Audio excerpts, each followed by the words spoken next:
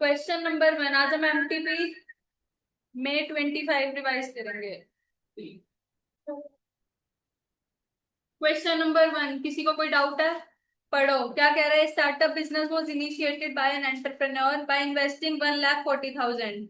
उसने बिजनेस को स्टार्ट किया और बिजनेस कितने महीने तक किया?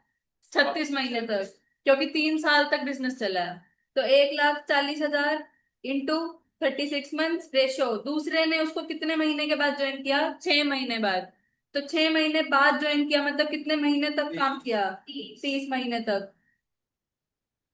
और फिर उसके बाद एक एंजल इन्वेस्टर ने ज्वाइन किया, 2,80,000 रुपए लेके आया और उसके भी 6 महीने बाद किया, तो मतलब 24 महीने तक काम किया।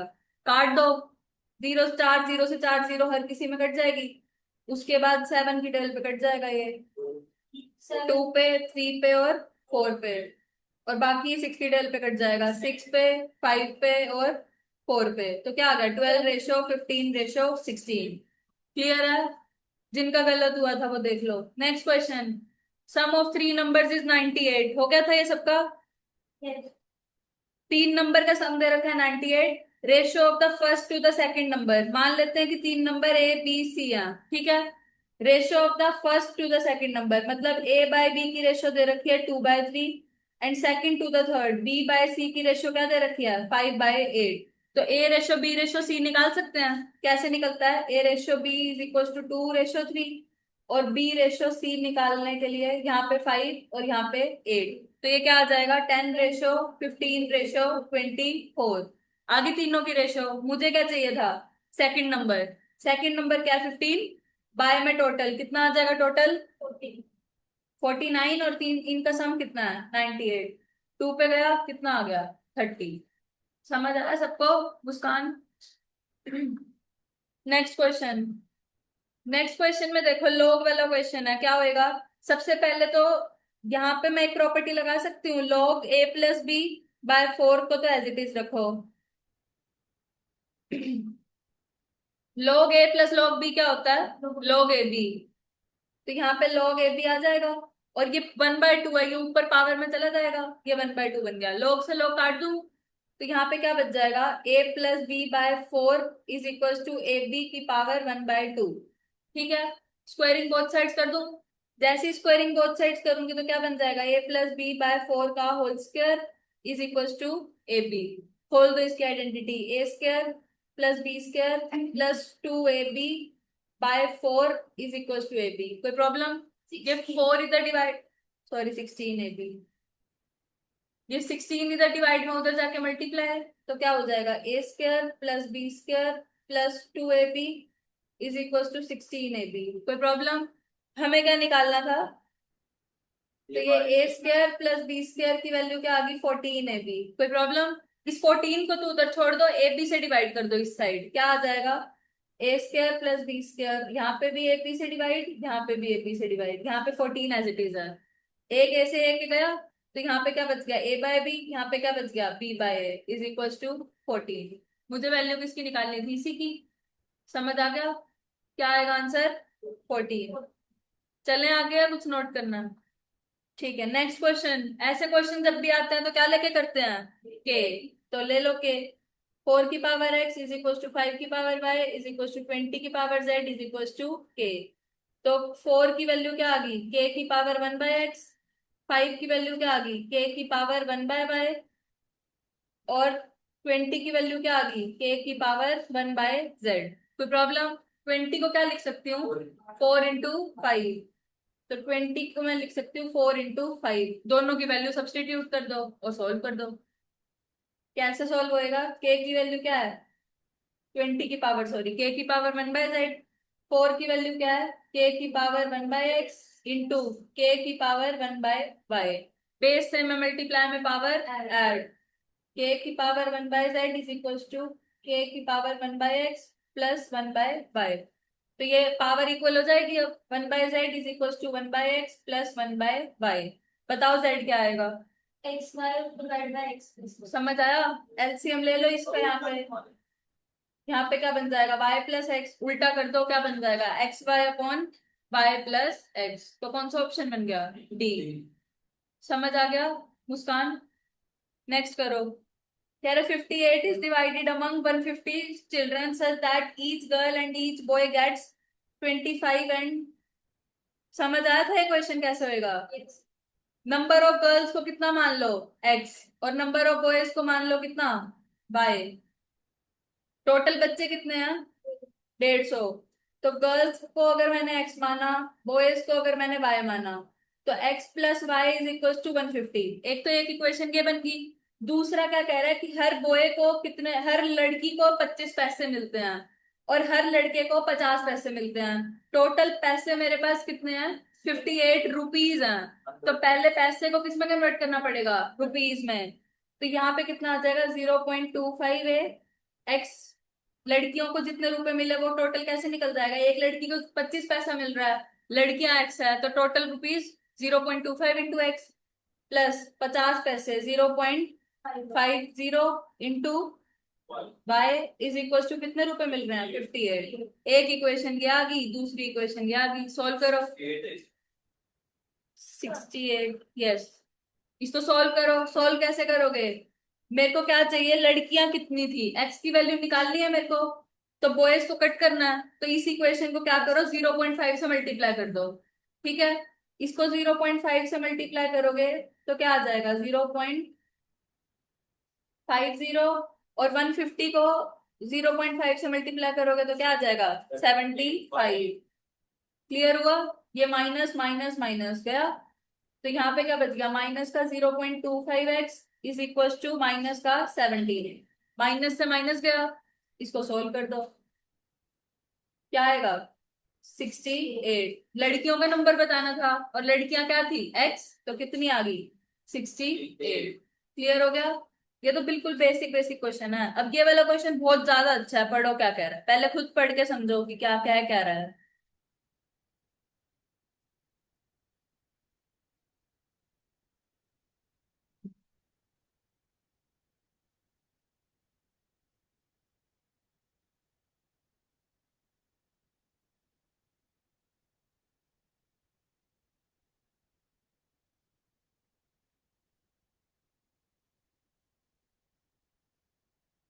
कह रहे Puru gets on the elevator. Elevator मतलब लिफ्ट। ठीक है, एक बहुत बड़ी बिल्डिंग है, पूरू एक बंदा है, वो 11th फ्लोर पे खड़ा है और वहां से वो लिफ्ट लेता है। ठीक है, और वो राइड्स अप मतलब लिफ्ट में चढ़ के कौन से फ्लोर तक चला जाता है? 57th फ्लोर तक। मान लेते हैं कि पूरू यहाँ पे कहीं पे खड़ा है, तो वो ऊपर चढ़ रहा है लिफ्ट में। ठीक है, 57th फ्लोर पे पहुंच गया, मतलब जो उसकी लिफ्ट है उसका क्या रेट है? 57 फ्लोर पर मिनट। एक मिनट में उसकी लिफ्ट की स्पीड कितनी है? 57 फ्लोर चलती है। एट द सेम टाइम जिस टाइम पे पूरू 11th फ्लोर से लिफ्ट में चढ़ा, दूसरी साइड भी लिफ्ट होती है फ्लैट्स में, तो दूसरी साइड पे ईशू जो है वो 51 फ्लोर पे था, और वो क्या कर रहा है? राइट्स डाउन, नीचे को आ रहा है। यहाँ पे इशू था कहीं। ठीक है, और उसकी फ्लोर लिफ्ट की जो स्पीड है वो कितनी है? 63 फ्लोर पर मिनट। ठीक है, तो मेरे को कह रहा है कि जैसे पूर्व इस साइड से ऊपर चढ़ रहा है, इशू इधर से नीचे उतर रहा है, तो वो बीच में कहीं पे मिलते हैं। मान लेते हैं कि यहाँ पे कहीं पे मिलते हैं, तो हमें यह बताना है कि कौन से फ्लोर के ऊपर वो मिलेंगे। समझ आ? तो हम मान लेते हैं कि टी टाइम लगता है उन दोनों को मिलने में। ठीक है, अब एक बात बताओ, पूरू 11th फ्लोर से ऊपर जा रहा है, तो 11 के बाद 12 13 14 ऐसे ही फ्लोर बढ़ेंगे, और ईशू नीचे आ रहा है तो उसके फ्लोर का नंबर घटेगा। इतना समझ आ गया? तो पूरू का जो फ्लोर नंबर है वो इंक्रीज होएगा, और जो उसकी लिफ्ट की स्पीड है वो कितनी है? 57 फ्लोर पर मिनट। तो मैं मान लेती हूँ कि पूरी 11th फ्लोर पे था। अब उसका फ्लोर नंबर कैसे बढ़ेगा? 57 फ्लोर पर मिनट, मतलब टी टाइम के बाद वो मिल रहे हैं, स्पीड से चल रहे हैं, तो इतना फ्लोर कवर करेंगे। समझ आया? और एक टाइम पे वो मिल रहे हैं आपस में, तो उन दोनों का जो डिस्टेंस होएगा वो बराबर होएगा। और ईशू कौन से फ्लोर पे था? 51 पे। और कितने की स्पीड से नीचे आ रहा है? 63 से। समझ आया? माइनस क्यों किया? क्योंकि उसका नंबर घट रहा है और पूर्व का बढ़ रहा है। समझ आया? यहाँ से टी निकल जाएगा, निकालो टी क्या आएगा।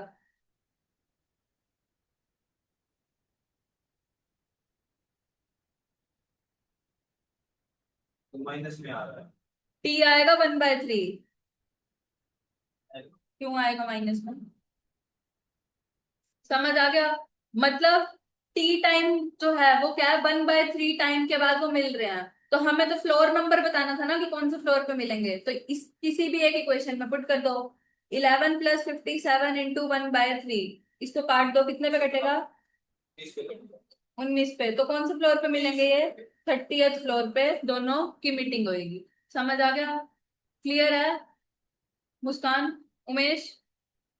तो ये 30th फ्लोर पे मिलेंगे क्या? नेक्स्ट क्वेश्चन करो।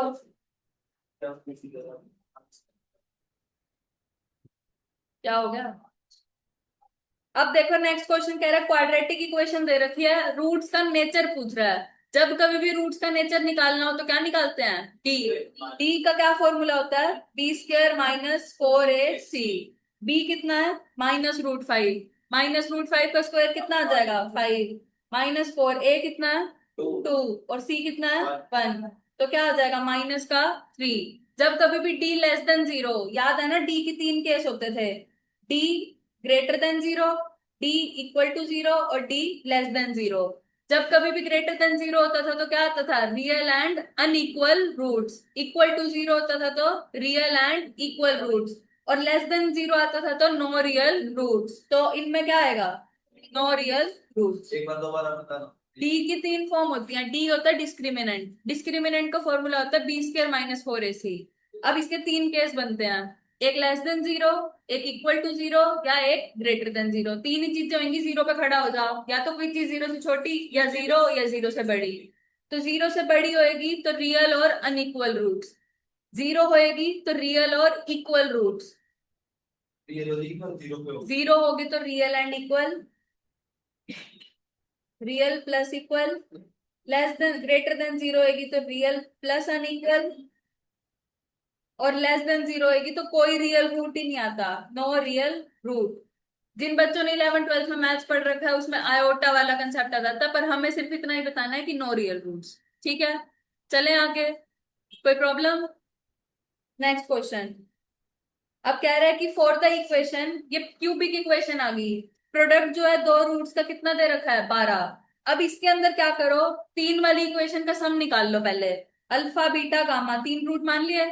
सम ऑफ जीरोस बताना क्या होता है? -b/a होता है। ठीक है, -b कितना है इसमें? 6। माइनस माइनस प्लस हो जाएगा, तो -b/a सम कितना आ गया? 6। अब ऑप्शन से चेक कर लो, जिस भी ऑप्शन का सम 6 बन रहा है वही ऑप्शन आंसर है। पहले का बन रहा है सम 6, नहीं बन रहा। दूसरे का बन रहा है 6, नहीं बन रहा। तीसरे का बन रहा है, हाँ बन रहा है। और दूसरी कंडीशन देखो, दो रूट्स का प्रोडक्ट भी 12 बन रहा है। दो का सम प्रोडक्ट बोला, तीनों का नहीं।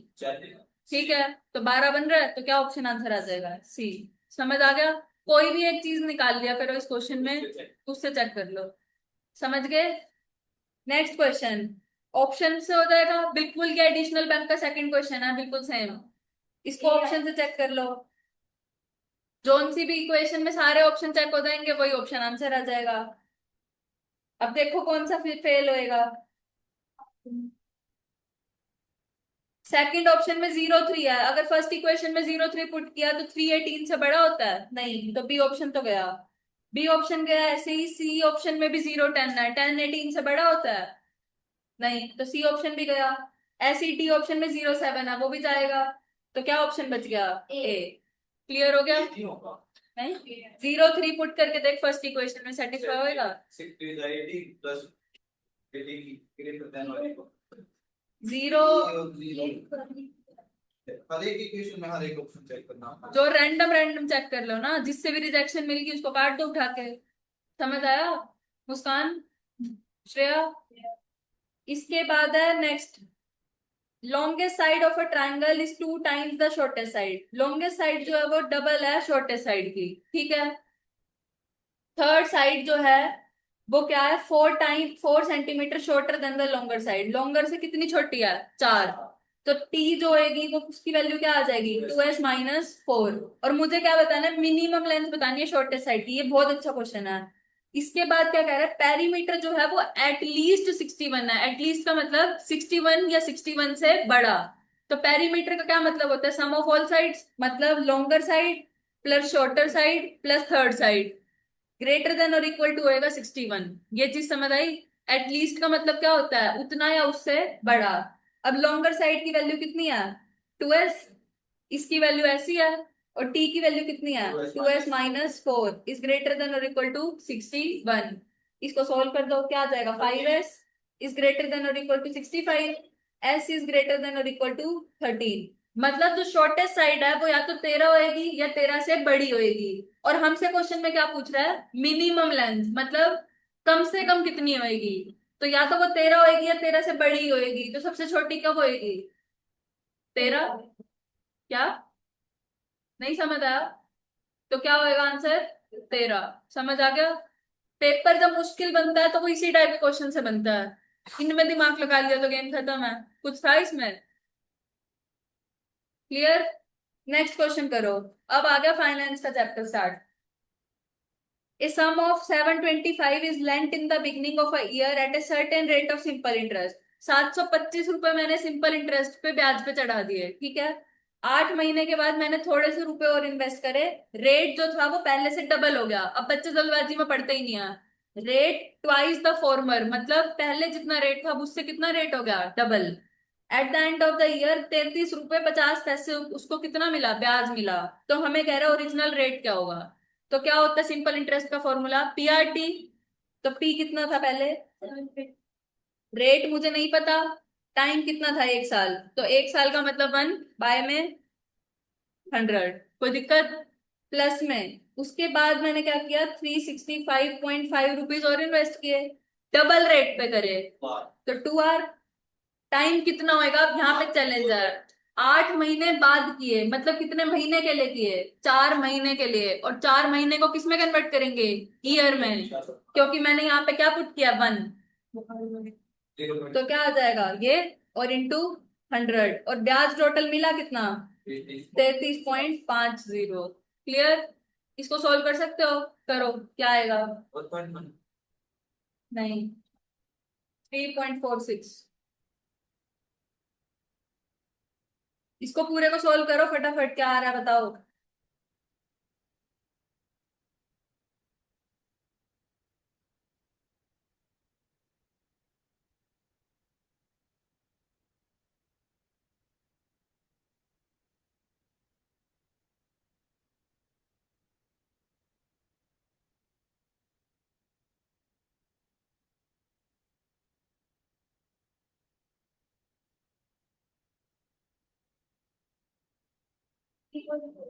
आ गया। कुछ मुश्किल था इस क्वेश्चन में, बस सिंपल इंटरेस्ट का फॉर्मूला लगाना था।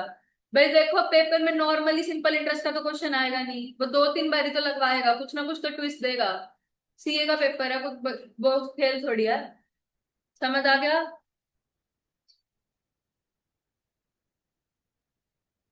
हो गया सबका सोल्व। चले आगे, नेक्स्ट क्वेश्चन पढ़ो।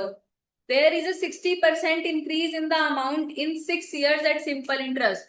इस बात का क्या मतलब है, मेरे को ये समझाओ कि मैंने सिंपल इंटरेस्ट पे पैसा ब्याज पे चढ़ाया, ठीक है। 6 साल के बाद जो मेरा पैसा था वो कितना हो गया, 60% बढ़ गया, ठीक है। तो मतलब मेरे को अमाउंट पता है कितना हो गया मेरा, प्रिंसिपल में 60% ऑफ प्रिंसिपल बढ़ गया मेरा। इतना समझ आया या नहीं। मैंने सिंपल इंटरेस्ट पे पैसा दिया बैंक को, मेरे को इतना इंटरेस्ट मिल गया कि 6 साल के बाद जो मेरा ओरिजिनल पैसा था वो 60% से बढ़ गया। तो जो मेरा अमाउंट होएगा वो इतना हो जाएगा। इतना समझ आ गया सबको। तो अमाउंट कितना निकल जाएगा, 1.6p। कोई प्रॉब्लम, पक्का।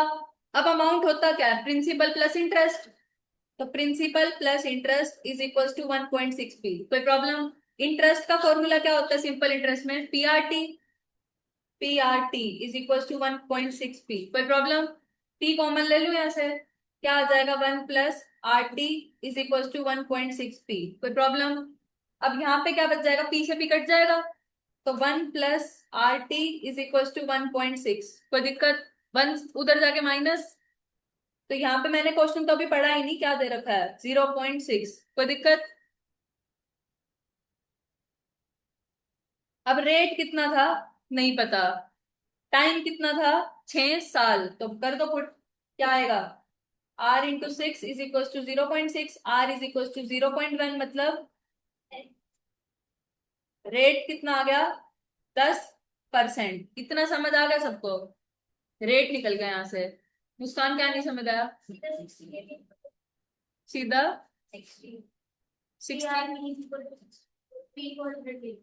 60% तो इंक्रीज हुआ है ना। 200 हाँ ऐसे कर लो, देख लो जैसे तुम्हें समझ आता है। रेट निकल गया 10%, इतना समझ आ गया। अब कह रहा है कि वो कंपाउंड इंटरेस्ट पे भी सेम रेट पे पैसा चढ़ाया है। 12,000 रुपए प्रिंसिपल है, तो कंपाउंड इंटरेस्ट बताना 3 साल के बाद। नहीं निकालना था कंपाउंड इंटरेस्ट, अमाउंट निकाल लो पहले। तो क्या होता है P × 1 + R। आर कितना है? 10% की पावर T। ये हो गया। इसको सोल्व कर लो। इसको सोल्व करोगे तो कितना आ जाएगा? क्या? कैलकुलेटर पे लिखो ना 1.01 और मल्टीप्लाई दबा के 2 बार इक्वल टू दबाओ। अमाउंट आएगा ना, ये अमाउंट। 133 मेरा तो 12,000 है ना। आ गया। अब हमें क्या निकालना है? Compound interest. इसमें तो प्रिंसिपल भी इंक्लूडेड है, माइनस कर दो। इंटरेस्ट कितना आ जाएगा? 3972। नहीं समझ आया? क्या? ये नहीं समझ आया रेट कैसे निकला है? अरे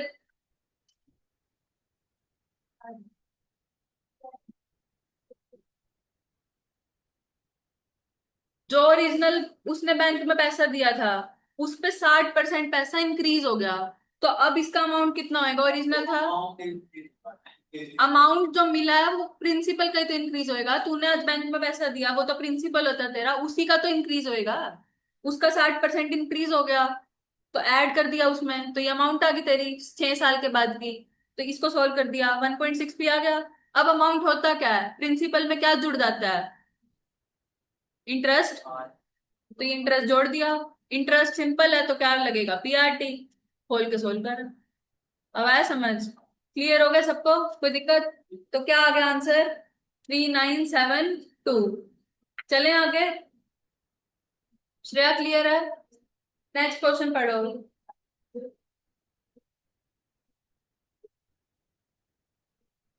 नेक्स्ट क्वेश्चन में क्या कह रहा है? नहीं समझ आया? नेक्स्ट क्वेश्चन में क्या कह रहा है? Effective annual rate of interest. Effective rate का डायरेक्ट फॉर्मूला होता है, क्या होता है? 1 + R/M की पावर M-1। सब कुछ पता है तुम्हें? पुट कर दो। हाफ ईयरली है तो क्या होएगा? M2। R कितना है? 6%। तो 6/200 हो जाएगा ना। समझ आ गया? तो इसको सॉल्व कर दो, क्या आ जाएगा? 6.09%। आ गया सबका? क्लियर रुचि? नेक्स्ट पढ़ो। 14th question. क्या कह रहा है? Compound interest on a simple sum, certain sum for 2 years at 10% is इतना। कंपाउंड इंटरेस्ट बता रखा है। कंपाउंड इंटरेस्ट बताने का क्या मतलब है? अमाउंट में से मैंने क्या माइनस कर दिया? प्रिंसिपल। समझ आया? अब अमाउंट निकालना आता है कंपाउंड इंटरेस्ट का, निकाल दो। 525 is equal to P × 1 + R⁻T - P। कोई दिक्कत? सब कुछ पता, तुम्हें पुट कर दो। रेट कितना है? 10%। टाइम कितना है? 2 साल। और प्रिंसिपल हमें नहीं पता तो कॉमन ले लो। नहीं समझ आया? मुस्कान? 525 P कॉमन, 1 + रेट कितना? 10%, तो 0.10। और टाइम कितना है? तो कंपाउंड इंटरेस्ट निकाल के और फिर उसका डबल कर दिया। सिंपल इंटरेस्ट का डबल आ रहा है। किसने कहा डबल आ रहा है? पहले तो प्रिंसिपल निकालेगा ना। पहले प्रिंसिपल तो निकाल, आगे का क्वेश्चन बाद में पढ़ियो। इसको सोल्व कर लो। प्रिंसिपल आ जाएगा 2500 रुपए। आ गया प्रिंसिपल 2500।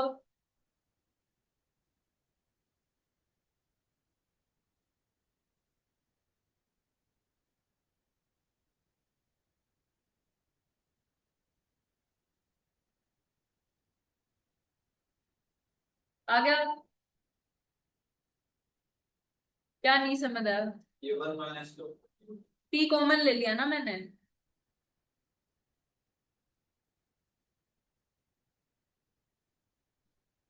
समझ आ रहा है मुस्कान? प्रिंसिपल नहीं निकला था 2500? आ गया। अब प्रिंसिपल आ गया तो हमें क्या कह रहा है, सेम सम पे डबल टाइम के लिए और हाफ रेट पे पैसा लगाना है, तो इंटरेस्ट बताना है। क्या होता है फॉर्मूला, PRT बाय 100। प्रिंसिपल कितना है, 2500। रेट कितना हो जाएगा, 5%। और टाइम कितना हो जाएगा, 4 साल। ठीक है, तो इसको सोल्व कर दो, कितना आ जाएगा, 500। समझ आ गया? कोई दिक्कत? चलें आगे।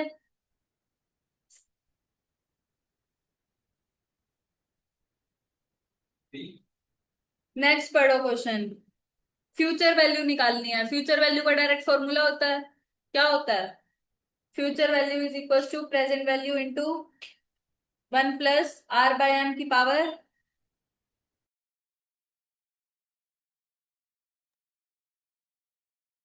देखते हैं इसका फॉर्मूला क्या होता है फ्यूचर वैल्यू का, R/m की पावर T × M। ये होता है फॉर्मूला।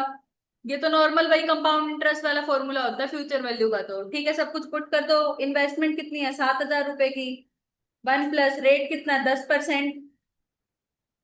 और M कितना है, कंपाउंडेड क्वार्टरली। क्वार्टरली किया है तो 4 साल। और इसकी पावर कितनी आ जाएगी, T × M, मतलब 12। इसकी पूरे की वैल्यू दे रखी है, जितनी वैल्यू दे रखी है उसको 7,000 से मल्टीप्लाई कर दो। क्या आ जाएगा, ए ऑप्शन। समझ आ गया? चलें आगे। नेक्स्ट क्वेश्चन पढ़ो। Raju will pay instalment of इतने इतने रुपए। अब इंस्टॉलमेंट पे कर रहा है हर साल, तो एन्युटी का कंसेप्ट आएगा। समझ आ गया सबको? एन्युटी का कंसेप्ट आएगा, इतने पर महीने पे करता है 3 साल तक। लोन ले रखा है उसने 12.4% की इंटरेस्ट पे, डिस्काउंटेड मंथली। तो हर महीने, मतलब मंथली का क्या मतलब है, कितनी बारी कंपाउंडिंग हो रही है, 12 बार। तो एम कितना हो जाएगा, 12। अप्रोक्सीमेट लोन अमाउंट बताना है, मतलब प्रेजेंट वैल्यू बतानी है। समझ आया उमेश? प्रेजेंट वैल्यू का फॉर्मूला लगा दो। एन्युटी वाला क्या फॉर्मूला होता है, R × 1 - 1 + I की पावर -N/I। कोई दिक्कत? सब कुछ दे रखा है, पुट कर दो। आर कितना है, इंस्टॉलमेंट का अमाउंट, 1 - 1 - 12.4 बाय कितना हो जाएगा, 1200।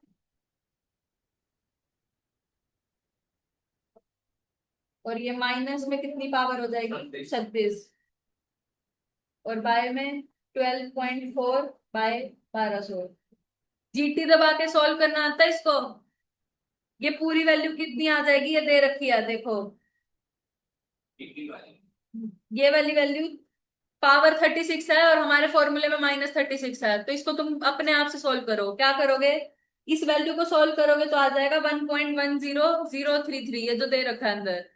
इसमें क्या करो, डिवाइड प्रेस करो और 36 बार इक्वल टू प्रेस करो। समझ आया कि क्या करना है?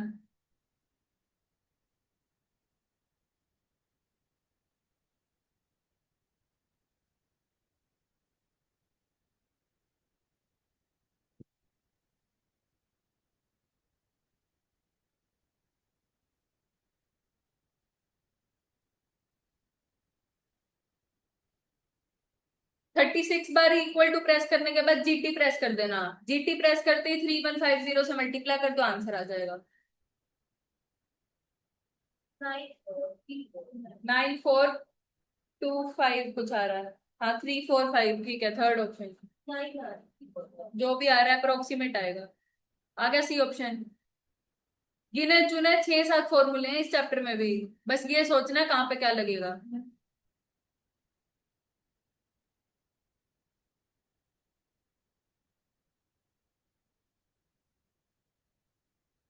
नहीं आया हूँ।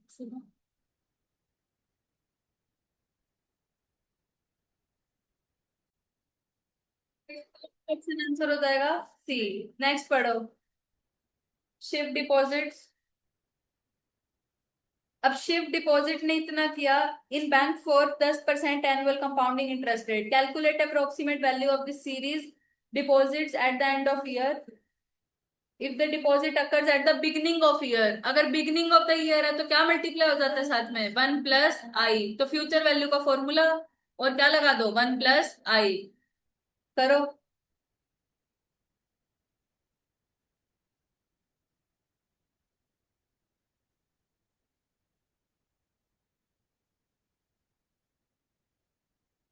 सारी चीजें दे रखी है, पुट करनी है बस।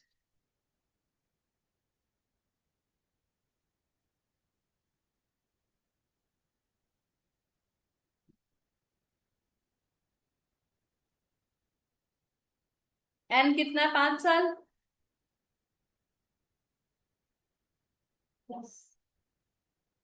सब कुछ पुट करके बस सोल्व करना।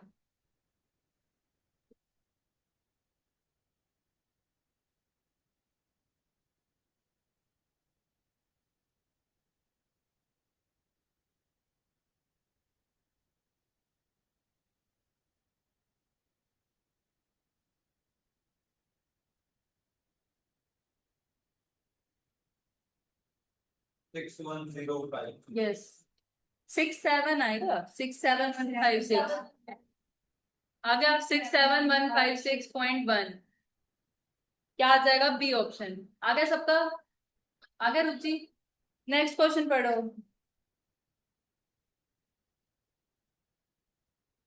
18। अब 18 क्वेश्चन तो बहुत सिंपल है। इफ यू डिपॉजिट 4,000 रुपए इन योर अकाउंट, 6% रुपए एनुअल इंटरेस्ट मिल रहा है, कंपाउंडेड क्वार्टरली, कितना अप्रोक्सीमेट रुपए तुम्हें मिलेगा 5 साल के बाद। नॉर्मल कंपाउंड इंटरेस्ट का फॉर्मूला लगा दो। ए इज इक्वल टू, मैं डायरेक्टली लिख रही हूँ, 4,000 इंटू 1 + आर कितना, 6%, और कितने साल, क्वार्टरली हो रही है कंपाउंडिंग, तो नीचे 400 आ जाएगा, और ऊपर कितना बन जाएगा, 20। इसको सॉल्व कर दो, इसकी वैल्यू तो दे ही रखी है गिफ्ट क्वेश्चन में, बस मल्टीप्लाई कर दो 4,000 से। 5387.42। श्रेया हो रहे हैं सॉल्व, नहीं हो रहे तो आगे आता रुचि के पास। 5387 कुछ मतलब अप्रोक्सीमेट आएगा, 79 नहीं आ रहा था मेरा तो। 5379.56, तो सबसे पास ऑप्शन कौन सा है, थर्ड। क्लियर। नेक्स्ट पढ़ो। अब नेक्स्ट क्वेश्चन तो बहुत सिंपल क्वेश्चन है। नॉमिनल रेट और इफेक्टिव रेट जब भी दे रखा हो, और कंपाउंडिंग अगर एक से ज्यादा बार हो रही होगी, तो हमेशा के लिए इफेक्टिव रेट जो होगा वो नॉमिनल रेट से हमेशा बड़ा होगा। इफेक्टिव रेट जो होगा वो हमेशा नॉमिनल रेट से बड़ा होगा। नॉमिनल वो रेट होता है जो हमें दिखाई देता है, इफेक्टिव रेट वो होता है जो एक्चुअली होता है।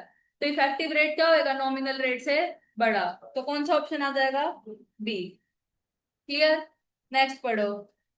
मधु इन्वेस्ट 15,000 रुपए in scheme, and at the time of maturity it becomes 25,000। Initially उसने कितना इन्वेस्ट किया, 15, और मिला कितना, 25। CAGR याद आया, कंपाउंड एनुअल ग्रोथ रेट, क्या फॉर्मूला होता है, फाइनल बाय में इनिशियल की पावर 1/t - 1। तो क्या बन जाएगा, 25,000 बाय में 15,000, इसकी पावर 1/टाइम -1। ठीक है। और ये कंपाउंड एनुअल ग्रोथ रेट दे रखा है कितना, 8.88%। तो ये किसके इक्वल हो गया, 8.88%। समझ आया मुस्कान। कंपाउंड एनुअल ग्रोथ रेट का डायरेक्ट फॉर्मूला होता है फाइनल अमाउंट बाय में इनिशियल अमाउंट की पावर 1/t - 1। करवा रखा क्लास में। तो फाइनल अमाउंट 25,000 थी, इनिशियल 15,000 थी, टाइम मुझे नहीं पता, निकालना है -1, और कंपाउंड एनुअल ग्रोथ रेट दे रखा है। ठीक है। हाँ, समझ आ गया। इसको सॉल्व करो, कितना आ जाएगा, 0.088। यहाँ आ जाएगा 1.666, 1/t - 1, ये -1 इधर आके +1 बन जाएगा, तो ये बन जाएगा 1.088 इज इक्वल टू 1.66 की पावर 1/t। लॉग ले लो दोनों साइड, लॉग ले लोगे तो दोनों की वैल्यू दे रखी है, डायरेक्टली पुट कर दो। यहाँ पे 0.037 आ जाएगा, और ये 1/t आगे आ जाएगा, इनटू में 0.2219। इसमें से t को सोल्व कर दो, अप्रोक्सीमेटली 5.99 कुछ आएगा, वो 6 साल बन जाएगा। क्लियर होगा सबको। तो 6 साल आंसर आ गया। चले आगे। नेक्स्ट पढ़ो।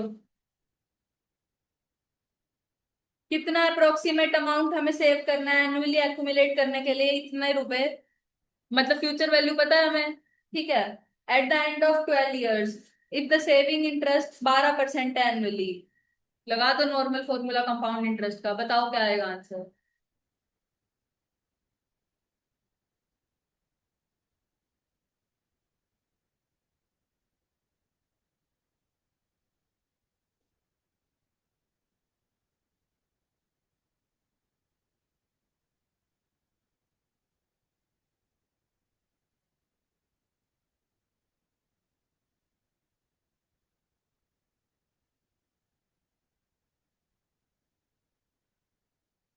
नहीं, सी आएगा, सी। ए आ रहा है क्या आंसर है? 415118। सी में चेक कर।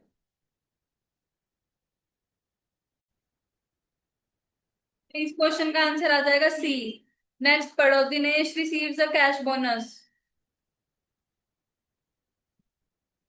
1 लाख रुपए का कैश बोनस मिला है, which deposited in a bank which pays 10% in interest compounded annually. How much approximate equal amount, annuity का कंसेप्ट आ गया, कितना इक्वल अमाउंट को डिपॉजिट करे 10 साल के बाद निकलवाने के लिए। तो मेरे को क्या कह रहा है, प्रेजेंट वैल्यू पता है मुझे कितनी है, 1 लाख रुपए। आर की वैल्यू बतानी है, फॉर्मूला लगा दो, आर इंटू 1 - 1 प्लस आई की पावर -n अपॉन आई। पी कितना है, 1 लाख रुपए। आर मुझे निकालना है, 1 - 1 प्लस आई कितना है, 10%, और कितने साल के लिए, 10 साल के लिए। कर दो, और कंपाउंडिंग भी कितनी हो रही है एनुअली, 1.10 की पावर -10 अपॉन आई। 16279 आएगा।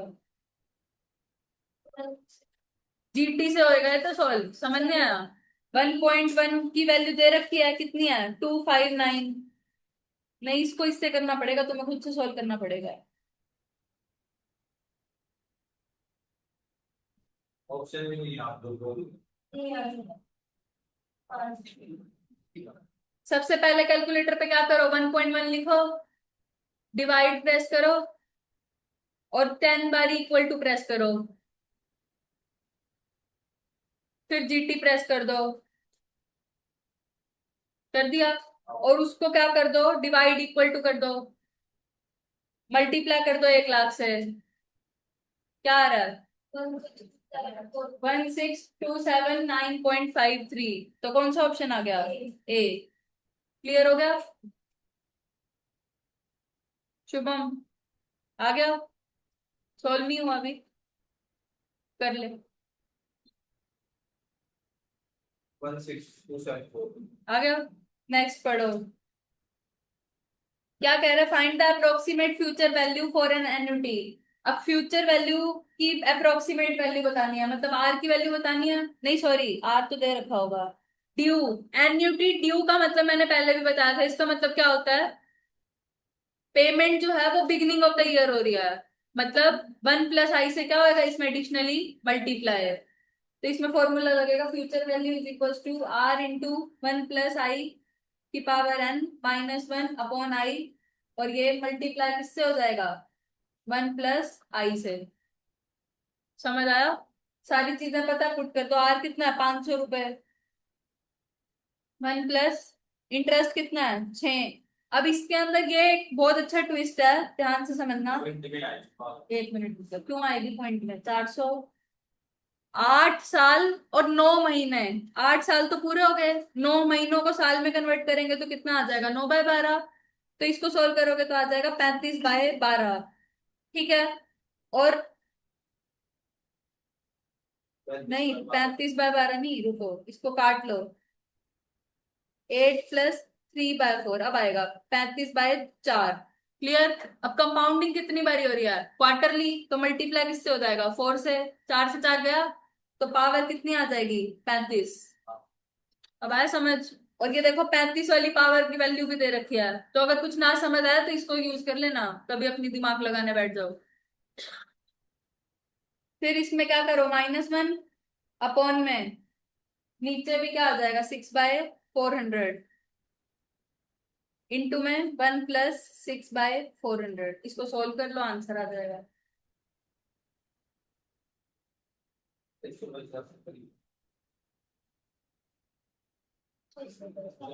इस पूरे की तो वैल्यू दे ही रखी है, 35 वाले की तो डायरेक्टली पुट कर दो। यहाँ पे कितनी दे रखी है 1.68। -1 बाय में 6/400 और यहाँ पे 1 + 6/400। इसको सोल्व करके यहाँ पे भी कितना आ जाएगा 1.015। 23,138। हाँ, 0.6। कौन सा आएगा सबसे पास? डी ऑप्शन है सबसे पास, तो कौन सा आ जाएगा? डी। क्लियर? आगे चलें, पढ़ो नेक्स्ट क्वेश्चन। एक कंपनी की कॉस्ट है, कैपिटल दे रखी है, रिक्वायर्ड रेट ऑफ इंटरेस्ट 15% है, प्रेजेंट वैल्यू बतानी है। अब देखो 40,000 के लिए प्रेजेंट वैल्यू कैसे निकलेगी? 40,000 बाय में 1.15। अगले वाला जो 50,000 है उसके लिए कितना टाइम है? 2 साल। ठीक है, और उससे अगली अमाउंट 30,000 है, उसके लिए कितना अमाउंट है, कितना टाइम है? 3 साल। इसको सोल्व कर दो। समझ आ गया?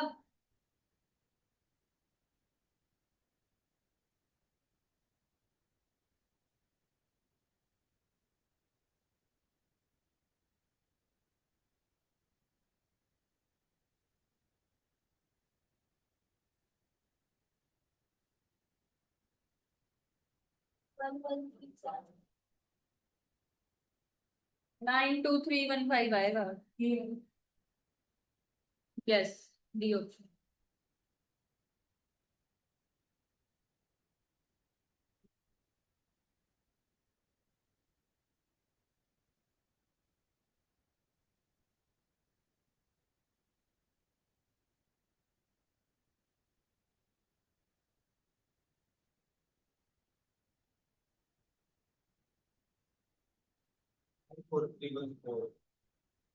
सबसे पास क्या है?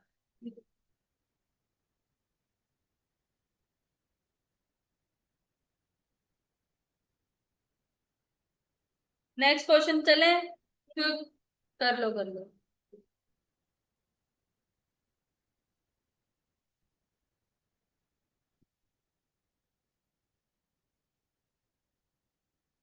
अब परमुटेशन कॉम्बिनेशन आ गया।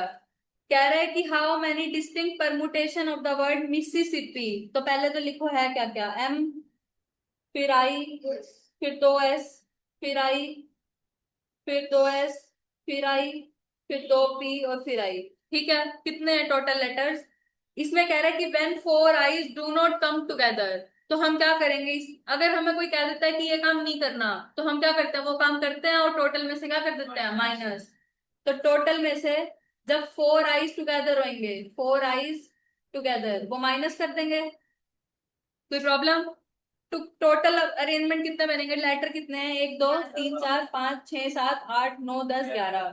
तो 11 फैक्टोरियल तरीके से खुद को अरेंज करेंगे। पर जो रेपिटेशन होती है उसे डिवाइड करते हैं। एम रिपीट हो रहा है? नहीं। आई कितनी बारी रिपीट हो रहा है? 4 टाइम्स। एस कितनी बारी रिपीट हो रहा है? 4 टाइम्स। और पी 2 बार। ये टोटल अरेंजमेंट आ गए। अब जब आई इकट्ठे हो जाएंगे तो मतलब M, S S P P, ये इकट्ठे, और चारों आई को इकट्ठे पटक दो, ये ऐसे इकट्ठे हो जाएंगे। समझ आ गया? कितनी यूनिट बनेगी, 1 2 3 4 5 6 7, और ये पूरी एक यूनिट, तो 8 हो जाएंगी। 8 फैक्टोरियल, कोई दिक्कत? अब बचे हुए ये चार वाले, ये रिपीट हो रहे हैं, तो 4 फैक्टोरियल इंटू 2 फैक्टोरियल। और ये चारों आई आपस में भी 4 फैक्टोरियल तरीके से अरेंज होंगे। पर ये चारों के चारों सेम है, तो 4 फैक्टोरियल से डिवाइड कर दिया। कोई दिक्कत? नहीं समझ आया? सब कुछ काट पीट दो, सॉल्व करोगे तो इसको सॉल्व करके आ जाएगा 34650। यहाँ पे 4 फैक्टोरियल से 4 फैक्टोरियल गया, इस 840। इसको सॉल्व कर दो, क्या आ जाएगा 33810। क्लियर? तो क्या ऑप्शन आ जाएगा? डी। कोई दिक्कत? समझ आया थोड़ा बहुत? नेक्स्ट क्वेश्चन पढ़ो। Out of the 7 consonants and 4 vowel, word बनाने आप, वर्ड। तो कितने वर्ड चाहिए मुझे? 7 कॉन्सोनेंट है मेरे पास टोटल और 4 वोवल है। ठीक है। उसमें से मेरे को कितने चाहिए? 3 कॉन्सोनेंट और 2 वोवल। तो सिलेक्शन करेंगे। जब भी सिलेक्शन होता है तो क्या लगता है? कॉम्बिनेशन। तो 7C3 into 4C2। अब देखो वर्ड बनाने हैं, आगे पीछे होने से फर्क पड़ेगा?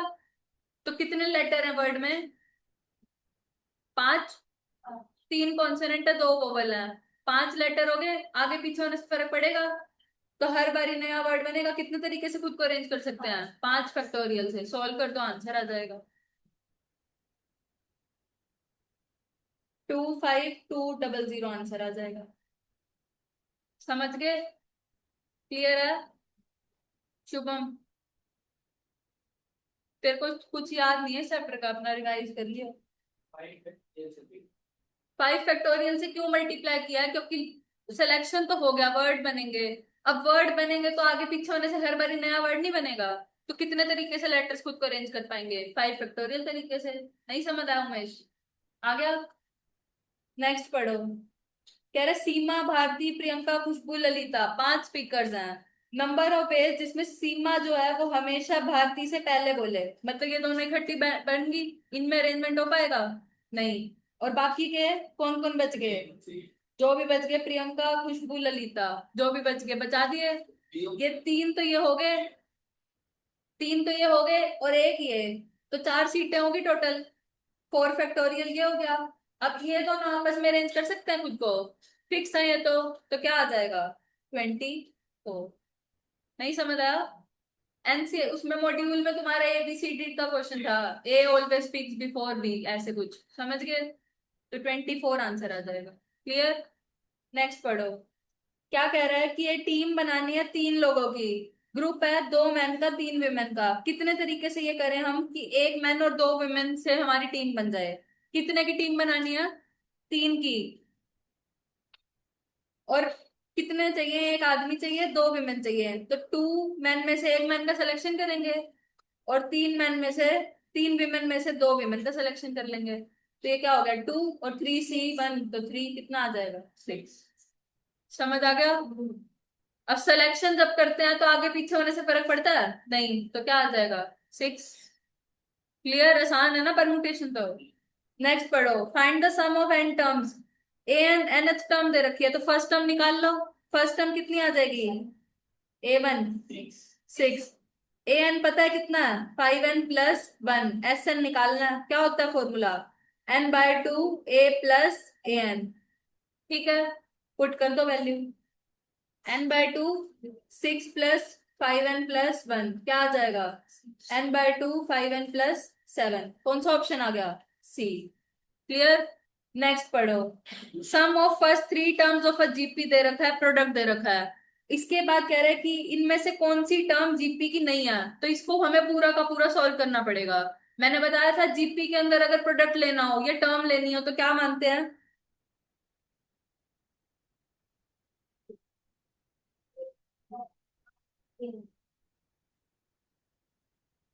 क्या मानते हैं? A/R, A, AR। 3 टर्म मान ली। इनका प्रोडक्ट कितना दे रखा है? 27। मल्टीप्लाई करो। R से R गया। A³ = 27। तो A की वैल्यू कितनी आ गई? 3। A आ गया। अब सम भी दे रखा है इनका, कितना है? 21/2। तो इसको देखो, A/R+A+AR कितना दे रखा है? 21/2। तीनों में से A कॉमन ले लूं। A कॉमन आते ही अंदर क्या बच जाएगा? 1/1+1 = 21/2। कोई दिक्कत? A की वैल्यू कितनी है? 3। 1/R+1+R = 21/2। कोई दिक्कत? ये 7 पे कट जाएगा। तो यहाँ पे क्या बच गया? 1/R+1+R = 7/2। तो यहाँ पे क्या बन गया? 1/R+R = 7/2 - 1। कोई दिक्कत? तो यहाँ पे क्या आ गया? 1/R+R = 5/2। कोई दिक्कत? इसको सॉल्व कर दो। 1 प्लस में R² / R = 5/2। तो ये 2 प्लस में 2R² = 5R। कोई दिक्कत? नहीं समझ आया? तो इसको सॉल्व कर दो, 2r² minus 5r plus 2 is equal to 0। तो 2r² minus 4r minus r plus 2 is equal to 0। ठीक है, 2r कॉमन, r माइनस 2, और यहाँ -1 common, r minus 2 is equal to 0। एक r कितना आ गया 2, और एक r आ जाएगा 1/2 आ गया r।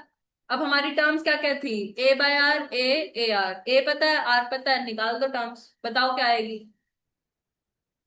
a 3 थी, तो 3 × 2 6, a कितना है 3, और a/r कितना हो जाएगा 3/2। तो देखो 3 भी है, 6 भी है, 3 भी है, ये नहीं है। तो हमें यही बताना था कि कौन सी टर्म नहीं है, तो क्या आंसर आ जाएगा 2/3। इसके बाद है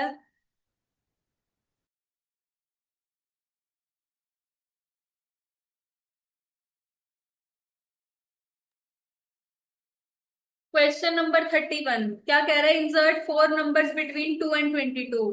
2 के और 22 के बीच में 4 नंबर इंसर्ट करो सच दैट कि जो रिजल्टेंट नंबर जो इंसर्ट करो उससे AP बन जाए। फर्स्ट ऑप्शन को देखो, अगर मैंने यहाँ पे फर्स्ट ऑप्शन के अंदर जो ऑप्शन है 4 8 12 16, इनके बीच में कितना गैप है 4 का। अगर मैंने यहाँ पे 4 8 12 16 रख दिया तो इन दोनों के बीच में कितना गैप हो जाएगा 2, और इनके बीच में 4, AP बन पाएगी नहीं। समझ में आया रुचि। तो फर्स्ट ऑप्शन गया, ऐसी सेकंड ऑप्शन पुट करके देखो। सेकंड ऑप्शन जब पुट करोगे तो क्या बनेगा, 5 9 13 17, इन दोनों के बीच का गैप 3, और इनके बीच का 4, बन रही है AP नहीं। तो फर्स्ट भी गया, सेकंड भी गया, थर्ड ऑप्शन देखो बनेगी, 2 4 10 15 19 और 22, इनके बीच का गैप 2, फिर 6, फिर 5, बन रही है नहीं। तो क्या ऑप्शन आ जाएगा D। चेक भी कर लो, 2 6 10 14 18 और 22, 4 4 4 4 का गैप है सब में, तो क्या बन जाएगी AP। ऑप्शन से चेक करना था, समझ आ गया, क्लियर है। नेक्स्ट क्वेश्चन करो। नेक्स्ट क्वेश्चन क्या दिखाई दे रहा है, GP।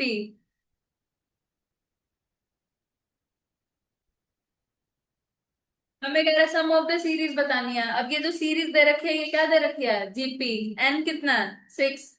GP का सम नहीं निकाल सकते, क्या होता है formula, A × 1 plus N, R की पावर N अपॉन में 1 माइनस R। लगा दो फॉर्मूला, पुट करो, क्या आएगा बताओ।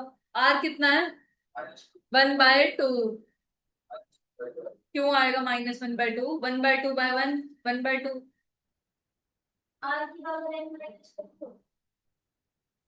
कहाँ पे,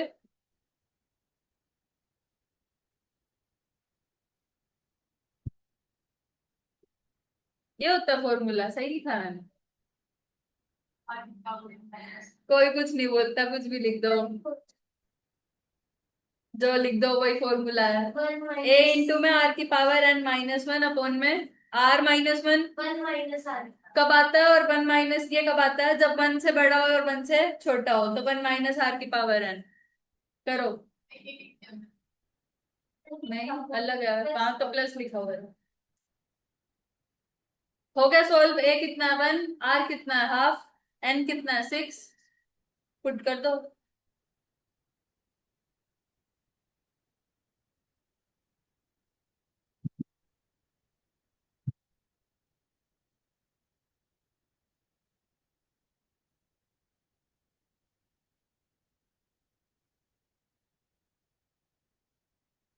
63/32 आ रहा है, समझ आ गया सबको, क्लियर है। चले आगे, श्रेया नहीं आया। नेक्स्ट क्वेश्चन देखो, क्या कह रहा है नेक्स्ट क्वेश्चन में हमें, रिफ्लेक्सिव कह रहा है कि विच of the following relation is transitive but not reflexive. अब देखो रिलेशन जो होते हैं वो 3 टाइप के होते हैं, एक होता है रिफ्लेक्सिव, एक होता है सिमेट्रिक, एक होता है ट्रांजिटिव। रिफ्लेक्सिव और ट्रांजिटिव दो की बात कर रहे हैं यहाँ पे। तो रिफ्लेक्सिव का मतलब होता है कि मान लो कि एक सेट है 1 2 3, तो हर किसी का जोड़ा खुद के साथ प्रेजेंट होना चाहिए। मतलब रिफ्लेक्सिव बनने के लिए 1 1 2 2 3 3 ये प्रेजेंट होना चाहिए, तो ये रिफ्लेक्सिव हो जाएगा। ट्रांजिटिव का मतलब होता है मान लो ABC कोई भी सेट है, अगर ए बी प्रेजेंट है सेट में, बी सी प्रेजेंट है, तो ए सी भी प्रेजेंट होगा, ये मतलब होता है। देखो बी से खत्म हो रहा है, अगला बी से शुरू हो रहा है, तो बी बी को काट दो, ए और सी बच गया। तो जिससे खत्म हो रहा है जिससे शुरू हो रहा है उन दोनों को काट देते हैं, ये दोनों प्रेजेंट होने चाहिए। तो हमें क्या कह रहे हैं, रिलेशन ट्रांजिटिव होना चाहिए बट रिफ्लेक्सिव नहीं, ठीक है। फर्स्ट ऑप्शन देखो, 4 से खत्म हो रहा है, 4 से शुरू हो रहा है, तो ये खत्म होके 3 6 बचा, तो ये है ट्रांजिटिव, रिफ्लेक्सिव है? रिफ्लेक्सिव नहीं होना चाहिए, रिफ्लेक्सिव है ये? नहीं है, तो ये ऑप्शन तो ठीक है, पर आगे वाले भी एक बार चेक कर लेते हैं। सेकंड देखो, 1 2 1 3 1 4, तो ये क्या ट्रांजिटिव है? नहीं है कोई साथ नहीं। नहीं है, समझ आ गया, तो क्या ऑप्शन आएगा? ए। कोई और ना हो तो बन जाता है, हाँ, तो ये भी बनना चाहिए। विच ऑफ द फॉलोइंग? नहीं, इसमें बन ही नहीं सकता, वन ऑप्शन में ही नहीं है, सेट में ही नहीं है वन। सेट में ही नहीं है वन, तो बनेगा कैसे? वन कहाँ से आ गया? तो ये तो वैसे ही गलत हो गया। अगला देखो, 3 3 4 4 6 6, ये तो रिफ्लेक्सिव बन गया, हमें तो रिफ्लेक्सिव चाहिए ही नहीं था, तो ये भी गलत हो गया। अगला देखो, 4 से खत्म हो रहा है, 4 से शुरू हो रहा है, 3 3 3 3 है ही नहीं, तो ये भी गया, तो क्या बच गया? फर्स्ट। समझ आ गया? नेक्स्ट पढ़ो। हमें कह रहा है ए बी सी तीन सेट दे रखे हैं, बी यूनियन सी बताओ पहले तो क्या आएगी। बी यूनियन सी में आएगा 2 3 4 5 6 8। अब ए माइनस करना है, मतलब ए में तो हो पर बी यूनियन सी में ना हो। तो ए में हो मतलब बी यूनियन सी में ना हो, मतलब 2 गया, 3 गया, 4 गया, क्या बचा? 1, तो क्या आएगा? 1। क्लियर हो गया? नेक्स्ट पढ़ो, range of the function. Range का मतलब है कि देखो दो चीज होती है फंक्शन में, एक होती है डोमेन, एक होती है रेंज। डोमेन का मतलब होता है कि फंक्शन के अंदर मैं क्या माल पुट कर सकती हूँ, ठीक है। और रेंज का मतलब होता है फैक्ट्री से क्या माल बाहर निकल के आएगा, ठीक है। इसके अंदर कोई रिस्ट्रिक्शन है कि इसके अंदर मैं ये चीज नहीं पुट कर सकती? सब कुछ पुट कर सकती हूँ। तो माइनस इंफिनिटी से इंफिनिटी तक सब कुछ पुट कर सकती हूँ। अगर सब कुछ पुट कर सकती हूँ तो बाहर भी तो सब कुछ निकल के आ सकता है, तो क्या हो जाएगी रेंज? माइनस इंफिनिटी से इंफिनिटी। अब देखो लिमिट वाले क्वेश्चन, वैसे तो तुम्हें इन डेप्थ समझने की जरूरत है नहीं, पर फिर भी लिमिट वाले क्वेश्चंस में मोस्टली में क्या होता है, देखो लिमिट क्या दे रखी है, एक्स कहाँ पे जा रहा है? 4 के पास। तो एक्स की जगह पे जब तुम 4 पुट करोगे ना, तो 0/0 आ जाएगा। पुट करके देखो एक बारी, 4 का स्क्वायर 16 -8 -8/0, तो ऊपर भी 0 नीचे भी 0। जब कभी भी ऐसे 0 0 आ जाता है ना, तो हम कुछ काटने का ट्राई करते हैं। ऊपर देखो क्या दे रखा है, x² -2x -8, इसकी स्प्लिटिंग कर सकती हूँ। क्या स्प्लिटिंग हो जाएगी? -4x +2x -8, x common, x-4 +2 common, x-4, तो x-4 x+2। क्लियर? न्यूमिनेटर ये बन गया, और डिनोमिनेटर में क्या है? x-4, ये कट गया, सिर्फ क्या बचा? x+2, और यहाँ पे x की जगह पे 4 पुट करोगे तो क्या आएगा? 6। तो ये इसकी क्या आ गई? लिमिट। लिमिट का टॉपिक जो है वो इसी साल ऐड हुआ है, तो बहुत कम चांसेस मुझे ऐसा लगता है कि मुश्किल क्वेश्चन आने के हैं। आएगा तो वो इसी टाइप से आता है, कट पिट के सीधा पुट करके आ जाएगा। तो कुछ टेक्निकलिटीज में मत घुसो, नॉर्मली एक आधी चीज समझ लो, क्या पता किसमें तो ही तो वही का वही आ जाए, ठीक है। अब देखो नेक्स्ट क्वेश्चन, इंटीग्रेशन, बिल्कुल नॉर्मल इंटीग्रेशन है, जिस बच्चे को आता है बस वही समझे, जिसको नहीं आता वो परेशान ना होए।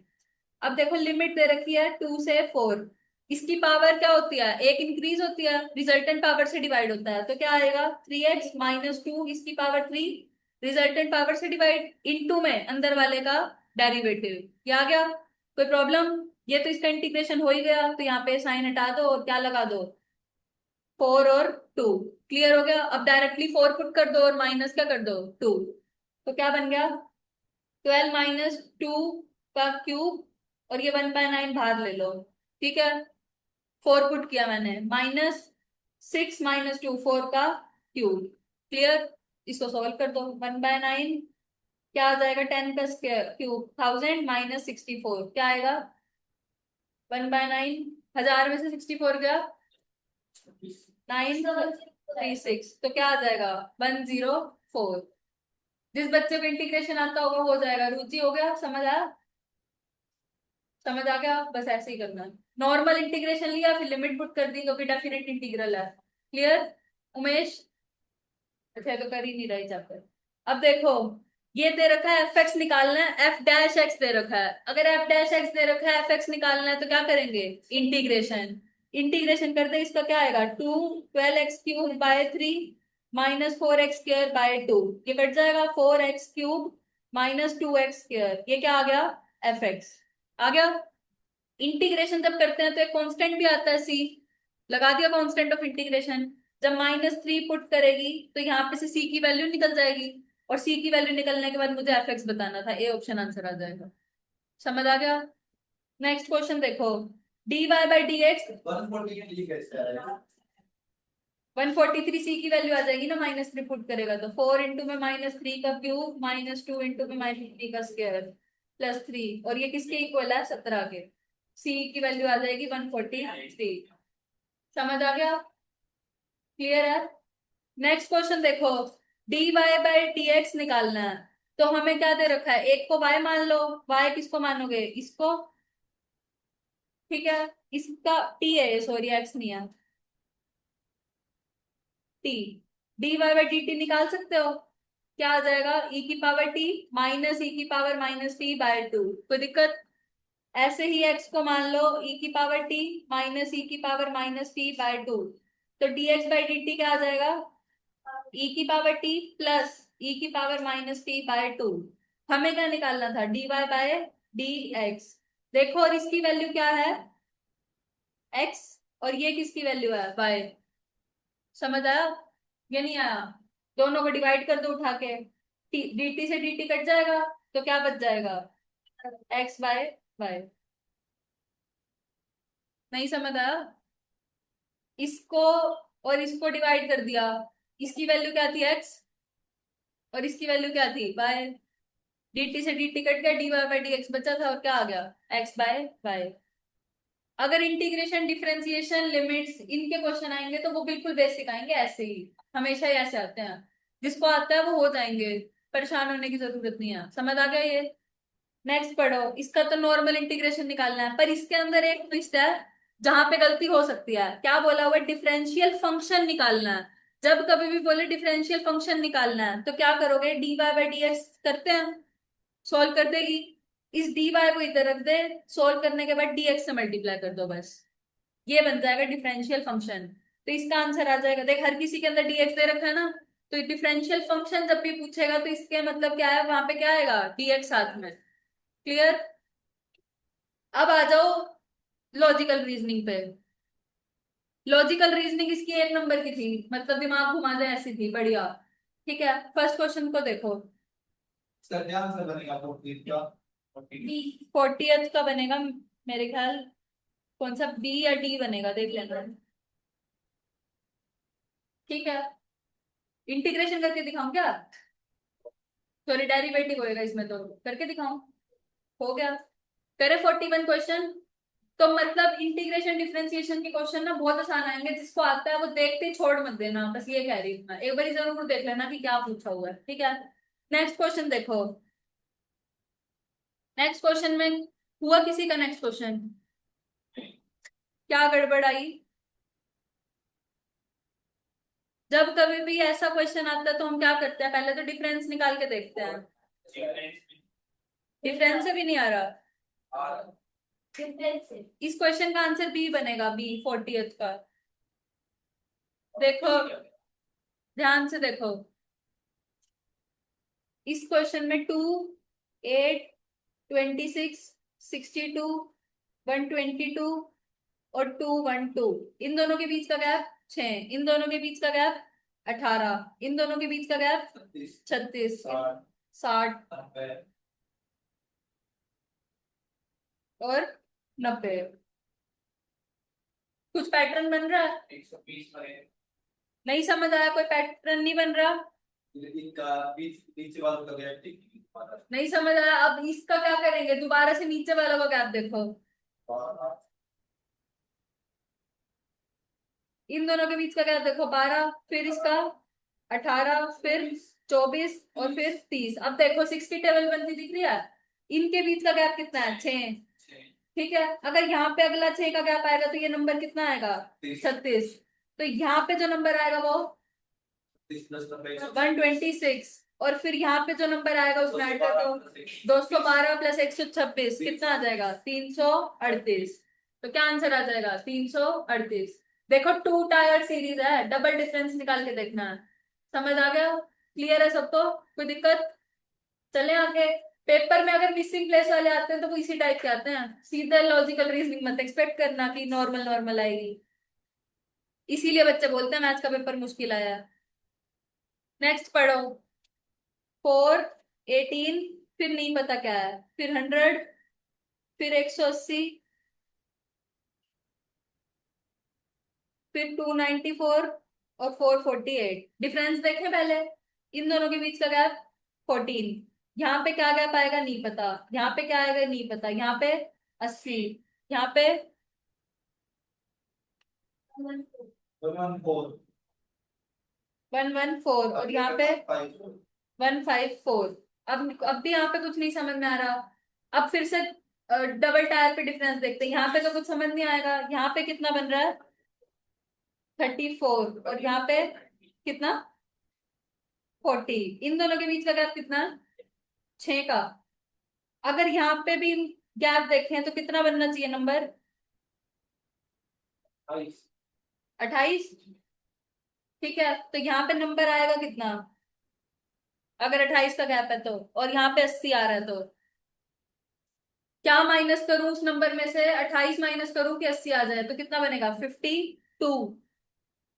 52 अगर मैं यहाँ पे रखूं, 52 में से 28 ऐड करूंगी तो क्या बन जाएगा 80। समझ आ गया? बैक स्टेप चल रहे हैं। और यहाँ पे क्या आना चाहिए, यहाँ पे भी फिर 6 का गैप आएगा। 6 का गैप आने का मतलब 22। तो यहाँ पे क्या आ जाएगा 36। समझ आया या नहीं आया? उल्टा चल रहे हैं। क्लियर हुआ?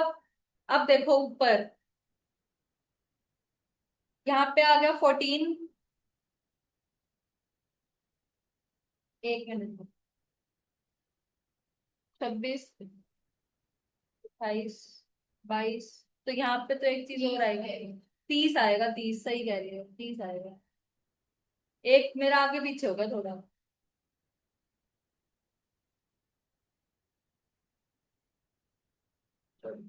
52 और इनके बीच का गैप कितना आया था 28। फिर इनके बीच का गैप कितना आना था 22 और फिर 16। समझ आ? क्लियर? अब यहाँ पे क्या नंबर बनेगा 14 का गैप है, फिर 30 का गैप है, फिर 52 का गैप है। तो यहाँ पे क्या बनना चाहिए 18 और 30 48। समझ आया? बैक स्टेप में डबल टायर चल रहा है। ये टेढ़े क्वेश्चन है ऐसे पेपर में, मतलब एग्जाम प्रेशर में अगर तुमने कर लिया तो बहुत बड़ी बात है। समझ आ गया? थोड़ा बहुत समझ आया होगा, पर इतना समझ आ गया कि करा क्या है। डबल टायर में डिफरेंस निकाल के उल्टा चले हैं, क्योंकि यहाँ पे प्लेस क्या था मिसिंग। यहाँ पे गैप देखा, यहाँ पे गैप देखा, फिर ऊपर वाला टायर बनाया पूरा, फिर उससे ऊपर वाला बनाया। समझ आया? चले आगे उमेश। ठीक है, ओड मैन आउट बताना है। हुआ ये किसी का? क्या है 102? देखते हैं 445, 221, 109, 46, 25, 11 और 4। इन दोनों के गैप देखो कितना आ रहा है 224। इन दोनों के बीच का गैप 112। इन दोनों के बीच का गैप 63। इनका 21, इसका 14 और 7। अब एक ध्यान से एक चीज देखो, अगर इसको मैं 2 से डिवाइड कर दूं तो ये चीज बन रही है। फिर यहाँ पे से इसको भी 2 से डिवाइड कर दूं तो ये चीज बन, 2 से तो डिवाइड होएगा नहीं है। पीछे से 7 की टेबल बन रही है। 7 3 यहाँ पे फॉल्ट आ रहा है, मतलब ये डिफॉल्टर नहीं लग रहा। हाँ 46 आएगा। देखो 7 की टेबल बन रही है बैक स्टेप से, 7, 14, 21। तो अब अगला प्रॉब्लमेटिक दिख रहा है। अब यहाँ पे देखो 112 जाता है 7 की टेबल पे जाएगा, और उससे अगला नंबर देखो 224 भी जाता है। तो 7 की टेबल बन रही है, मतलब प्रॉब्लम कहाँ पे आ रही है इस पे 63 पे, मतलब 63 की वजह से प्रॉब्लम आ रही है। तो पर टेबल में तो गैप आ रहा है ना, के बाद है कि ये तोड़ तो दो। फिर 2 से डिवाइड करके देख लो ना, 2 से डिवाइड करके भी बन जाएगा। 109 वाला दिक्कत कर रहा है। नहीं नहीं देखो, आंसर क्या दे रखा है इसका? 46। इसको 2 से डिवाइड किया तो 112 आ गया। अब इसको 2 से डिवाइड तो ये होएगा नहीं, यहाँ पे भी 2 से डिवाइड नहीं होएगा, यहाँ पे,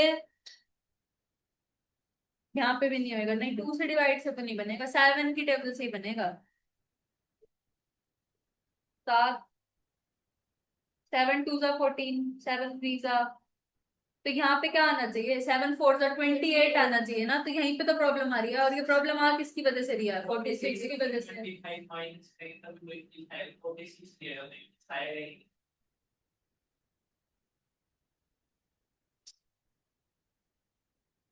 46 में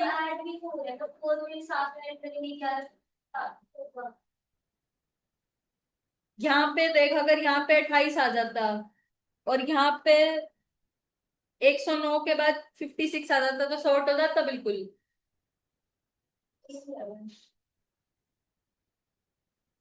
ये 7 की टेबल से डिवाइड होके नहीं बनेगा, ये बनेगा 2 से डिवाइड होके, देख 224 112 56 28 21 14,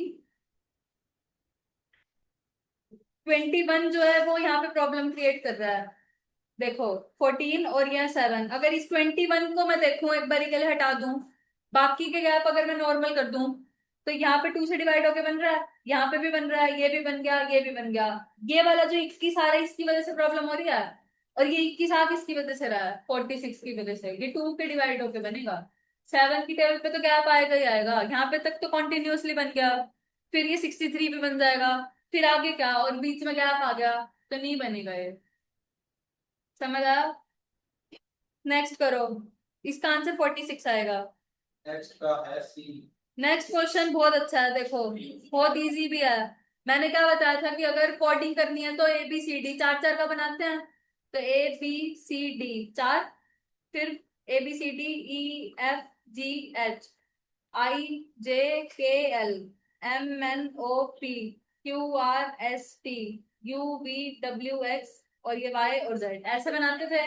तो देखो हमें क्या कह रहा है, सी एच 4 1 और आर, ये कैसे हुआ है, जी एल 8 एम और वी। सी से देखो जी पे जा रहा है, 4 का गैप आया, ठीक है।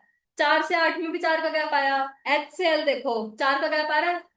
फिर देखो आई से एम, आई से एम में भी 4 का गैप है, और आर से बी, सब में 4 का गैप है, तो मतलब हमारे को 4 4 प्लस करना है आगे, तो इंस्टाग्राम, इंस्टाग्राम नहीं है सॉरी, 1 है, 1N 5T 4 GR 4M। तो देखो इस तरीके के क्वेश्चन में क्या करो, नंबर्स पे टारगेट करो सबसे पहले, अगर 1 में 4 ऐड किया तो 5, 5 में 4 ऐड किया तो 8, 9 सॉरी 5 + 4 9, 4 + 4 8, और 4 + 4 8। अब देखो ऑप्शन में 5 9 8 8 कई नंबर दिखाई दे रहे हैं, फर्स्ट में नहीं है, बी में नहीं है, सी में है, तो वही ऑप्शन आंसर आ गया, आगे मेहनत ही नहीं करनी। समझ आ गया? नेक्स्ट पढ़ो, नेक्स्ट क्वेश्चन मैंने मॉड्यूल से कराया हुआ है तुम्हें।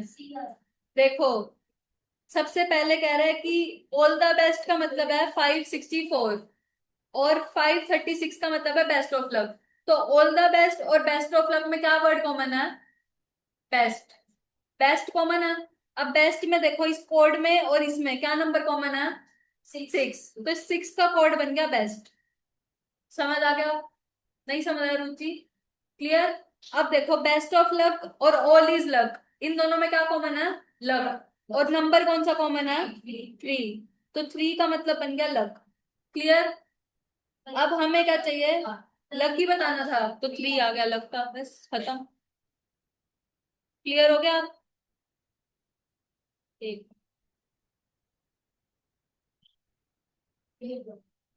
यही है इसका आंसर, देख लिया तुमने।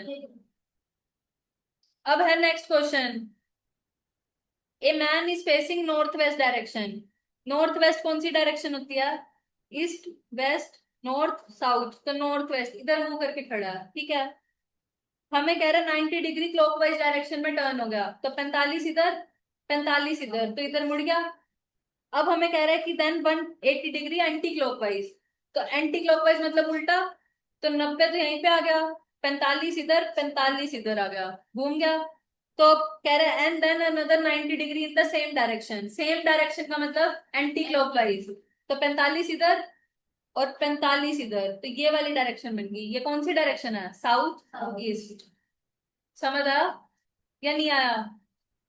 मुस्कान समझ आ गया? श्रेया नेक्स्ट पढ़ो। Rajni walk 20 metre north, Rajni जो है वो 20 मीटर नॉर्थ गई, ठीक है। फिर then she turn right and walks 30 metre, right मुड़ी और 30 मीटर चली।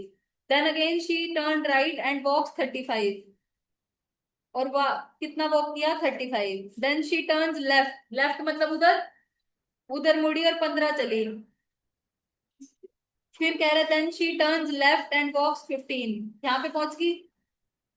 तो यहाँ पे उसकी फाइनल पोजीशन है, क्लियर।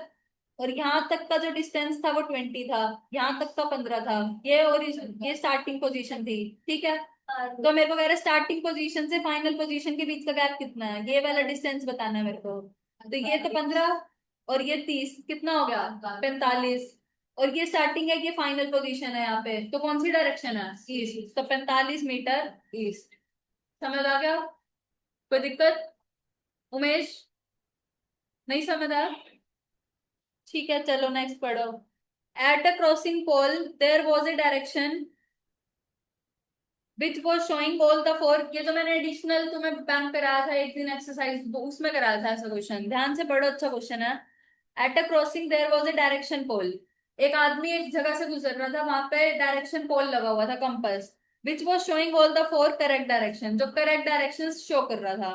पर हवा इतनी तेज थी कि इस तरीके से उसकी सुई घूमी कि जो वेस्ट पॉइंट था वो ऑलरेडी अब किस डायरेक्शन में घूम चुका? साउथ में, मतलब east west north south, actually ये होता है। West pointer is showing south, मतलब ये वेस्ट, ये था वेस्ट की जगह पे वो साउथ शो कर रहा है, मतलब वो इतना घूम रहा है 90 डिग्री, कौन सी डायरेक्शन में घूम रहा है? Anti clockwise. समझ आ गया? तो मेरे को कह रहा है कि आगे Harish went in the wrong direction, Harish एक आदमी चल रहा था, चलते चलते हवा की वजह से वो गलत जगह पे मुड़ गया, उसको ऐसा लग रहा था कि वो इस डायरेक्शन में चल रहा है, पर एक्चुअली वो कौन सी डायरेक्शन में चल रहा होगा? ईस्ट में उसको लग रहा है कि वो चल रहा है। अगर हवा है, हवा क्या कर रही है? 90 डिग्री घुमा रही है हर चीज को एंटी क्लॉकवाइज, तो एंटी क्लॉकवाइज हवा की वजह से घूमेगा, तो वो एक्चुअली चल कौन सी डायरेक्शन में रहा है? नॉर्थ में। नहीं समझ आया? एक कंपास था, ठीक है, वो सही डायरेक्शन दिखा रहा था, जहां पे ईस्ट होना चाहिए वो ईस्ट, वेस्ट होना चाहिए वेस्ट, ठीक है। हवा इतनी तेज थी कि हवा के झोंके की वजह से वेस्ट वाली जो नीडल थी वो एंटी क्लॉकवाइज घूम गई, किधर? साउथ की तरफ, 90 डिग्री घूमी। West pointer is showing south की मतलब जो वेस्ट पॉइंटर था वो साउथ शो कर, साउथ दिख रहा है। तो वही तो कह रही हूँ, वेस्ट वाली जो सुई है वो इधर घूमगी ना साउथ की तरफ, साउथ ऊपर आ गया, साउथ वेस्ट एरिया पे आ गया। साउथ नीचे ही तो होता है, वेस्ट की जगह पे वो नीडल घूम के साउथ की तरफ आ गई, जहां उसको वेस्ट दिखाना था वो दिखा क्या रही है अब? साउथ। नहीं समझ आया? पढ़ो दोबारा से। But due to wind it turns in such a manner now the west pointer is showing south, जो वेस्ट में होना चाहिए था वो किधर शो कर रहा है? साउथ में, यही तो समझाया। तो ऐसे कि वो 90 डिग्री घूम गया, 90 डिग्री एंटी क्लॉकवाइज घूम रही है, मतलब विंड की वजह से। मतलब एक कंपास समझ लेना, तो एक कंपास है, ठीक है, उसमें हवा का प्रेशर मार दिया तूने, निडल घूमने लग गई।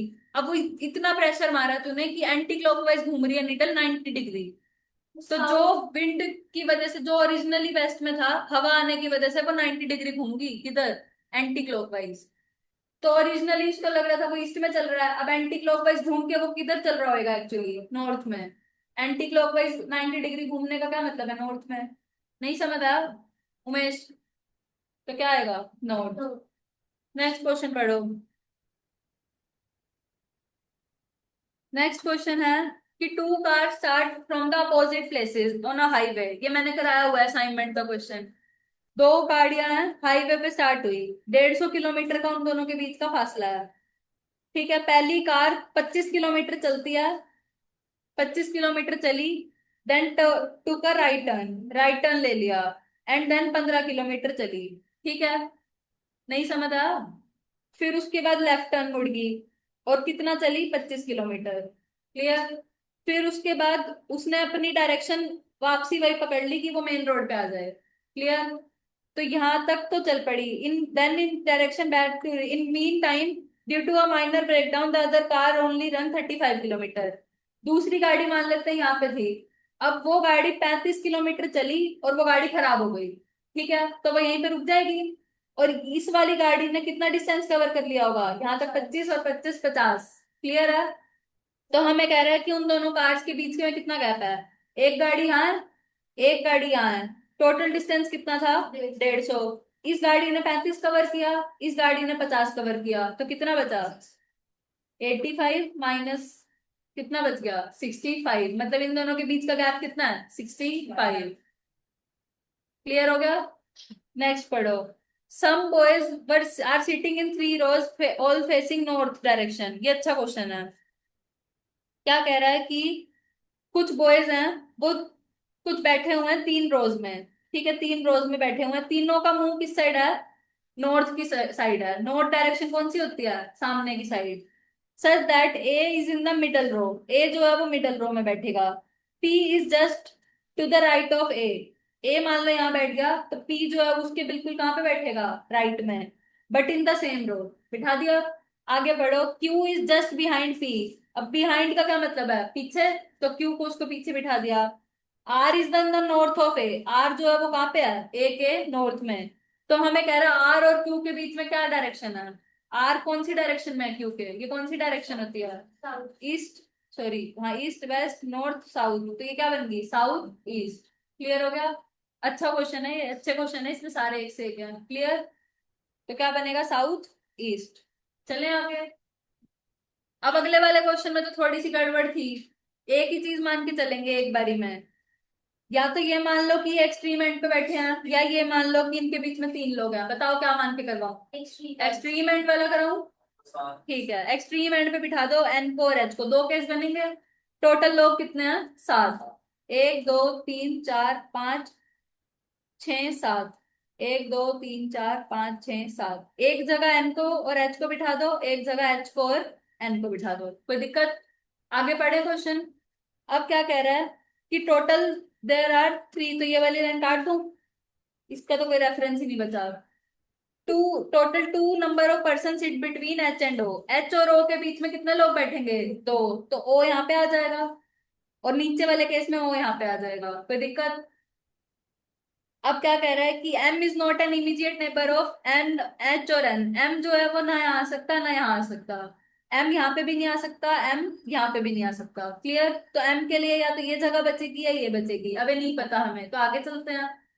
ठीक है, I sits third to the right of m। m के थर्ड टू द राइट में कौन बैठेगा, I। अगर मैंने m को मान लो यहाँ पे बिठाया, तो थर्ड टू द राइट 1 2 3 बैठ पाएगा, I। 1 2 3, तो आई यहाँ पे आ जाएगा। ठीक है, और अगर मैंने एम को यहाँ बिठाया मान लो, तो बिठा पाऊंगी आई को राइट में, तो ये गलत हो जाएगा। तो मतलब एम यहीं पे आएगा, आई यहाँ पे आएगा। क्लियर हो गया? नीचे वाले केस में भी देखते हैं, आई जो है वो कहाँ पे बैठा है, third to the right of M. तो एम के पास फिर से 2 ही ऑप्शन थे। अगर मैंने एम को इस पोजीशन पे बिठाया, तो आई को बिठा पाऊंगी राइट में, नहीं। तो एम को कहाँ पे बिठाना पड़ेगा, यहाँ। 1 2 3, आई यहाँ पे आ गया। क्लियर? कुछ समझ नहीं आ रहा तो पूछो। आ गया? फिर क्या कह रहा है कि I and H both are not an immediate neighbour. I और एच साथ में नहीं बैठेंगे, ये बात तो सच है। तो ये वाला केस क्या हो गया, गलत। आई और एच यहाँ पे साथ में बैठ रहे हैं, तो ये केस क्या हो गया, गलत। तो आई और एच यहाँ पे दूर दूर है दूसरे केस में, ये सही हो गया। M is also not an immediate neighbour of J. अब यहाँ पे जे नहीं आ सकता, तो जे को कहाँ आना पड़ेगा, यहाँ पे बचा कौन, के। तो हमसे कह रहे हैं कि एम और एच और एम के बीच में कौन बैठेगा, के। तो क्या आएगा आंसर, के। समझ आ गया? क्लियर है? नेक्स्ट पढ़ो। A B C D E are sitting on a bench. A is sitting next to B, मतलब ए बी साथ में बैठे हैं या बी ए बैठा है, यही 2 केस बनेंगे। C sitting next to D, C D बैठा है या डी सी बैठा है, यही बनेगा। D is not sitting with the E who is on the left hand of the bench। तो मतलब 5 बेंच बनाने, 5 प्लेसेस का बेंच बना दिया, ठीक है। E जो है वो कहाँ पे बैठा है, लेफ्ट हैंड पे, बिठा दिया। अगर कोई डायरेक्शन, ध्यान दो, हमें क्या कह रहा है कि ABCD are sitting on a bench, ये वाले केसेस बन गए थे। ई जो था वो कहाँ पे बैठा था, लेफ्ट हैंड पे। C is on the second position from the right, तो सी को यहाँ पे बिठा दिया, कोई प्रॉब्लम। अब कह रहा है A is to the right of B and E, B और ई दोनों के राइट में कौन बैठेगा, A. And C are sitting together, A और सी साथ में भी बैठे हैं, और ए जो है वो बी के राइट में है, और ए को और बी को भी साथ में बैठना है, तो ए को यहाँ पे बिठाना पड़ेगा तभी बात बनेगी। तो यहाँ पे क्या आ जाएगा, डी। तो हमें कह रहे हैं ए किसके बीच में बैठा है, बिटवीन बी एंड सी। कुछ मुश्किल था इसमें, समझ आ गया। ये क्वेश्चन बताओ। ये वाला क्वेश्चन, इसमें ये नहीं बता रहा अगर किसको मान लिया, सी को मान लिया, ठीक। अब इसमें इंग्लिश टेस्ट होएगी। हिज और हर का मतलब पता है, हिज मतलब लड़का, इसमें तो हिज को लड़की बनाया होगा। हिज मतलब लड़का, हर मतलब लड़की। अब पढ़ो ध्यान से क्वेश्चन, अच्छा क्वेश्चन है। सी के बारे में ही इसको दे ही नहीं रखा। अरे चुप हो जाना, अभी करा रही। In a class there are 7 students including boys and sorry भाई।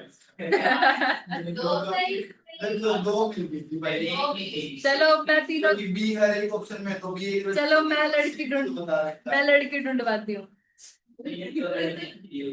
शादी कर लेना फिर तुम। देयर आर 7 स्टूडेंट्स, 7 बच्चे थे, कुछ लड़के थे कुछ लड़कियां। They sit on 3 benches, 1 2 3, 3 bench बना दो पहले तो। सच दैट एटलीस्ट 2 बच्चे एक बेंच पे बैठेंगे, ठीक है, कम से कम 2 बच्चे बैठेंगे, और कम से कम एक बेंच पे एक लड़की बैठेगी बैठेगी। तो इतना तो पक्का होगा कि 3 लड़कियां हैं। C who is a girl student, C जो है वो कौन है, लड़की। Do not sit with A, E and E, C ने मना कर दिया जी, मेरी ए से, ई से और डी से, तीनों से नहीं बनती, झगड़ा है मेरा, नहीं बैठेंगे हम साथ में। F is a boy student, F जो है वो क्या है, लड़का। सिट्स ओनली विद बी, मतलब उसने कह दिया जी मेरा बेस्ट फ्रेंड सिर्फ बी है, उसी के साथ बैठूंगा, ठीक है। अब बी और एफ एक ही साथ, बी के साथ में सिर्फ एक ही जना बैठेगा, क्लियर। हर बेंच के ऊपर, चलो आगे बढ़ते हैं पहले, कहाँ पे तो गया। F sits only with B. A sits on the bench 1. A जो है वो बेंच 1 पे बैठ गया, ठीक है। With his best friends. His का मतलब लड़का हो गया, तो ये तो हो गया लड़का। बेस्ट फ्रेंड्स के साथ में बैठ रहा है, मतलब कितने लोग और बैठ सकते हैं यहाँ पे, दो, ठीक है। क्यों, क्योंकि 7 बच्चे हैं, हर बेंच पे 2 तो बिठाने हैं। तो यहाँ पे मान लो 2 बिठा दिए, यहाँ पे 2 बिठा दिए, तो फर्स्ट पे 3 आ गए, तो 7 बच्चे पूरे हो गए, क्लियर हो गया। अब पढ़ो आगे।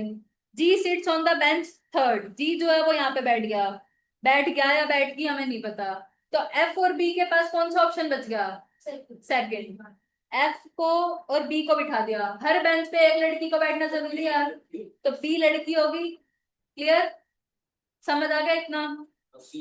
अब अब देखो आगे पढ़ो। E is the brother of C, E जो है वो ब्रदर है सी का, तो ब्रदर मतलब लड़का ही होगा, ठीक है। और सी का हमें नहीं पता कि क्या होगा, तो हमें कह रहा है कि लड़कियों का ग्रुप क्या होगा। अब देखो, ए के साथ में ई और डी नहीं बैठ सकता, तो सी को कहाँ पे बैठना पड़ेगा, यहाँ पे। और सी क्या है, एक लड़की, क्लियर हो गया, समझ आ गया। तो बी बन गया, सी बन गया, अब जो बचा वो कौन होएगा, ई एक लड़का हो गया, ई यहाँ पे बैठ गया, तो डी को क्या होना पड़ेगा, लड़की। तो लड़कियां कौन कौन होगी, बी सी डी, मिल गई सबको लड़कियां, ठीक है। तो आंसर आ गया बी सी डी। चले आगे, सी तो आ गया था, टीका मार दिया। पढ़ो आगे। 5 बॉयज हैं, A B C D E are sitting in a row, A is to the right of, ये तो हो नहीं गया, ये वही क्वेश्चन है ना, सेम क्वेश्चन है ये, एक दो कंडीशन, एक कंडीशन हो गया था ये सबका, ठीक है। नेक्स्ट पढ़ो। 6 friends P Q R S R sitting on a hexagonal table, okay. किसी का नहीं हुआ तो बताऊं, देख लो एक बारी, हेक्सागोनल, पास ये क्या। तुम सबका हो गया था ये, रुचि हो गया था, मुस्कान, ठीक है। फिर नेक्स्ट पढ़ो। 57 क्वेश्चन, 57 क्वेश्चन का मतलब है G at the rate T, at the rate का मतलब है कि जी जो है वो कौन है, मदर है टी की। G is the mother, mother मतलब माइनस और टी बना दी। G is the mother of T. और टी हैशटैग पी का क्या मतलब है कि टी जो है वो फादर है पी का। तो इसमें क्या समझ नहीं आ रहा? अरे पहले तो फादर का क्या मतलब हो गया प्लस, तो इसमें कह रही ऑप्शन गलत है। दोनों ही ऑप्शन गलत है। तो आंखें खोल के पेपर देना होता है, बंद करके नहीं। क्या बोला? ये फिर भी ठीक है। फर्स्ट ऑप्शन देखो, G is the mother of P, गलत। पी की मदर थोड़ी है, पी की तो दादी लगेगा, तो गया। T is the father of T, गया, वो तो उसका बच्चा है। T is the son of G, yes, T is the son of G. Clear. Next पढ़ो। मैंने हिंदी बता दो मैम इसकी। कह रहा पॉइंटिंग टू अ फोटोग्राफ, एक फोटो की तरफ देख के राजेश ने बोला ही इज आरव। फोटो में पहचान में आ गया उसको, कह रहा है अरे ये तो आरव है। आरव कौन है? He is the son of the only daughter of the father of my brother. ये बना दिया राजेश, ठीक है। ये राजेश का भाई, राजेश का ब्रदर। राजेश का जो भाई है उसका जो पापा होएगा वही राजेश का पापा होएगा, ठीक है। तो ये बन गया यहाँ पे राजेश के पापा, आर के पापा, आर्स फादर। ओनली डॉटर, इसकी एक बेटी बना दी। आर की ये कौन लगेगी? सिस्टर। समझ आ गया। अब वो कौन है? Aarav, he is the son of the only daughter of my brothers father. तो उसकी बहन का लड़का हो गया, तो वो कौन लगेगा? मामा। तो राजेश कौन लगेगा उस आरव का? Maternal uncle. आगे भाई हिंदी समझ, मामा लगेगा हिंदी में। क्लियर। नेक्स्ट पढ़ो। कह रहा स्टडी द फॉलोइंग इंफॉर्मेशन। के को मदर इन लॉ बनाना, तो ऑप्शन वन देखो, M9N। M9 का क्या मतलब है? एम और एन क्या है? पति पत्नी। एम जो है वो हस्बैंड है, एन जो है वो वाइफ है, ठीक है। आगे पढ़ो। N3K मतलब एन जो है वो मदर है किसकी? पी की, मतलब के की मदर है। के का जेंडर हमें नहीं पता अभी। K4, वो गया करता हो। अच्छा यहीं पे काटा होगा। K is the mother in law of M, बन पाएगा मदर इन लॉ? नहीं बनेगा, सेकंड ऑप्शन। M3N, ये तो पहला बन गया। अब आगे पढ़ो कि N5K, फाइव का मतलब है कि ए इज द डॉटर, तो N is the daughter of K, बन गया। अब K3J का मतलब है कि जे की मदर है कौन? ए, तो ये लेडीज होगी। तो ये देखो वाइफ की मम्मी होगी, तो ये एम की क्या लगेगी? मदर इन लॉ, सासू माँ। क्लियर। तो कौन सा ऑप्शन आ जाएगा? डी। नेक्स्ट पढ़ो। QWE जो भी दे रखे हैं।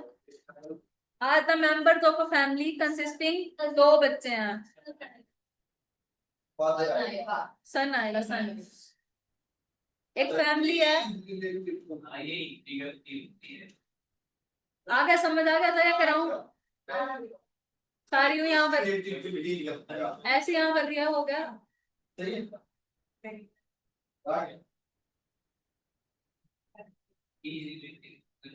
हो गया, चले आगे। नेक्स्ट देखो, के इज द सन, ये हो गया था के इज द सन वाला। क्या आ रहा था इसका? सिस्टर। सिस्टर आएगा इसका, सिस्टर। 60 क्वेश्चन हो गया था सबका, ठीक है, सिस्टर आएगा इसका। अब ये देखो लगातार सैम्पलिंग वाले चैप्टर के वो है MCQs, इनको एक बार ही छोड़ दो, हमने जो अभी ताजा ताजा रिवाइज किया है। किसका? 61 का आएगा। मोड किससे मिलता है? हिस्टोग्राम से। ओगिव बनाना पड़ता है। मीडियन, मीडियन मिलता तो कोई मुफ्त में थोड़ी पड़ रहा है, मीन के लिए कुछ नहीं मिलता। सोर्स डाटा कहाँ पे लिखते हैं हम? सोर्स डाटा देखो इतना आसान है, फुट नोट में, टेबल के नीचे लिखते हैं ना फुट नोट। अभी मैंने ये छुड़वाए हैं, अभी टाइम बच गया तो कराऊंगी, पहले अब जो हमने करे हैं अभी ताजा ताजा वो कर रहे हैं, ठीक है। अब ये वाला क्वेश्चन डायरेक्ट क्वेश्चन मॉड्यूल का था। हार्मोनिक मीन लगेगा, 2 बाय में 1 बाय में 500 प्लस 1 बाय में 700, 583.33। नेक्स्ट क्वेश्चन पढ़ो। अरिथमेटिक मीन दे रखा है, ज्योमेट्रिक मीन दे रखा है, 2 नंबर बताने हैं, तो बी ऑप्शन आ जाएगा, चेक कर लो। समझ आ गया? √36 क्या होएगा? 6। और 9 और 4 का अरिथमेटिक मीन निकालोगे तो क्या आ जाएगा? 6.5। तो क्या ऑप्शन आ जाएगा? बी। अब हमें कह रहा है कि इनमें से मेथड ऑफ डिस्पर्जन कौन सा नहीं है? कॉनकरेंट डेविएशन मेथड किसमें आता है? कोरिलेशन और रिग्रेशन में। तो क्या आएगा? कॉनकरेंट डेविएशन मेथड। देखो अब स्टैट्स के क्वेश्चन देख लो तुम किस लेवल के हैं। मैथ्स को करने में हमें सुबह से रात दिन हो गई, और अब देखो ये कितनी जल्दी जल्दी हो रहे हैं। स्टैट्स बहुत स्कोरिंग है, मैं पहले ही बता रही हूँ। कोफिशिएंट ऑफ वेरिएशन क्या फॉर्मूला होता है? Standard deviation by mean into 100। Mean निकाल देंगे तो उसको स्टैंडर्ड डेविएशन दे रखा है 3। मीन के लिए देखो FI XI दे रखा है, n दे रखा है, कितना आ जाएगा? 20 into 100। तो क्या आ जाएगा? 15। है कुछ इन क्वेश्चंस में? अब ये देखो, प्रॉफिट लॉस बताना, कोफिशिएंट ऑफ रेंज क्या होता है? L-S अपॉन L+S इंटू 100, यही होता है। सबसे बड़ी वैल्यू क्या है? 2000। सबसे छोटी वैल्यू -400।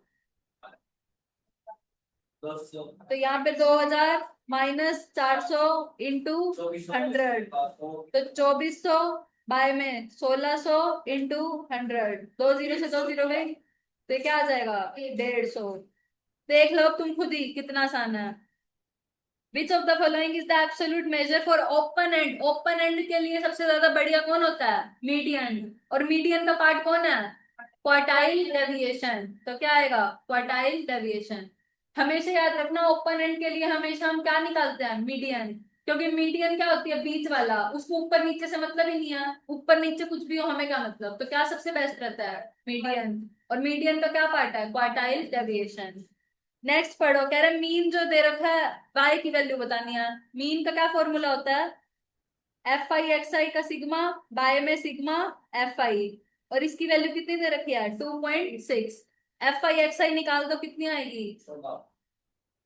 FI XI 16 आएगी। 56 + 3y और sigma FI 24 + y is equal to 2.6। Solve कर सकते हो इसको? क्या आ जाएगा y? 16। देख लेना इसको, मेरे को याद नहीं आंसर। अब हमें कह रहे हैं विच of the following is based on the 50% median.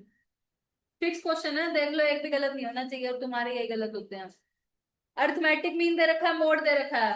अब क्या फॉर्मूला होता है? 3 median is equal to mode plus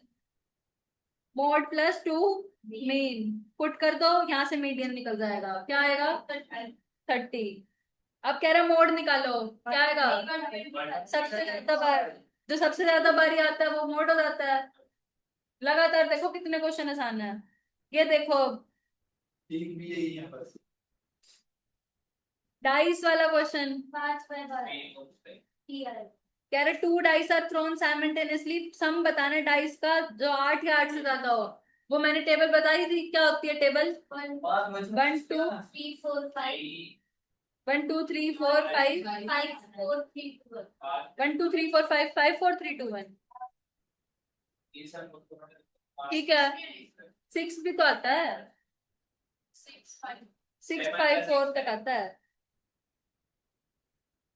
5 4 3 2 1। तो ये सम कितना होता है 1 का? ये 2 का, 3, क्या बोले जा रहे थे? पता नहीं क्या बोलते रहे। 7 8 9 10 11 और 12। हमें सम चाहिए 8 या 8 से ज्यादा, तो 8 या 8 से ज्यादा इन सबको गिन लो। कितना आएगा? 9 और 3 12 और 2 14 और 1 15। 15 बाय 36 काट दो, कितने पे कटेगा? 5 बाय 12। कुछ है इसमें? मैथ्स नहीं आता जी हमें,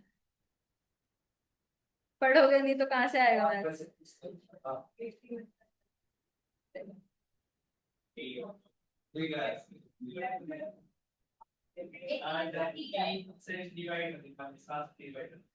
कर दी जाएगा। अरे 1 मिनट, 81।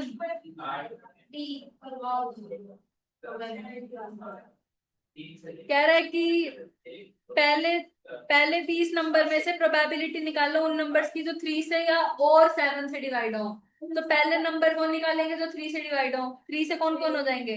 3, 6, 9, 12, 15 और 18। ठीक है, तो कितने नंबर डिवाइड हो रहे हैं? 6/20। ठीक है, प्लस क्या करेंगे तो 7 से डिवाइड हो जाए, तो 7 और 14, इसके अलावा कोई नहीं, तो 2/20। अब देखो 7 और 3 दोनों से जो होंगे वो माइनस भी करेंगे, कोई आएगा नंबर? सबसे पहला नंबर ही क्या आएगा? 21। और हमें 20 तक ही नंबर चाहिए, तो क्या आएगा? 0। तो क्या आएगा? 8/20, यानी कि 4/10, यानी कि 2/5। 8/20 दे रखा है डायरेक्ट ऑप्शन, तो क्या आ जाएगा? 8/20। समझ आया? इसके बाद एक बारी पहले ये देखो, सैम्पलिंग के एक दो क्वेश्चन देख के ही छोड़ दिया। ये देखो 68 क्वेश्चन। एक फ्रीक्वेंसी कर्व है, starts with the minimum frequency then gradually reaches its maximum frequency. Minimum से स्टार्ट हो रही है और मैक्सिमम पे जा रही है, तो ये कैसा शेप बन रहा है? जे शेप कर्व है। इसमें कुछ समझ आया? 68 क्वेश्चन है ये। इसके बाद है ये, एक मिनट रुको। 64th क्वेश्चन देखो एक बार। Which of the following data related to the wages group? 300 से ज्यादा काम करने वाले कितने लोग हैं?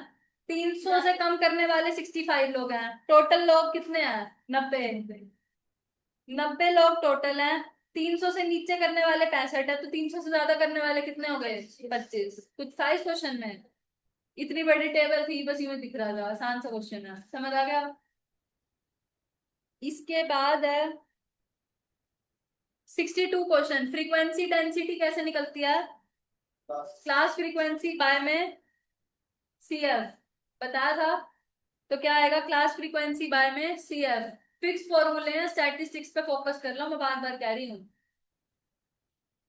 Curve obtained by joining coordinate of the upper limit of the class interval and the coordinate of the cumulative frequency, क्या बनता है? बाय की साइड तो आएगी सीएफ, और यहाँ पे आएगा upper limit of the class interval. Histogram नहीं बनता सीएफ अगर वाइड बाय साइड पे आता है तो। समझ आया? चैप्टर 1 के क्वेश्चन है ये सारे। अब है एक population comprises of 5 member, number of sample, तो ये क्या होता है? n की पावर n, तो 5 की पावर 2, कितने बनेंगे सैंपल विदाउट रिप्लेसमेंट? 25। क्लियर है कुछ इनमें?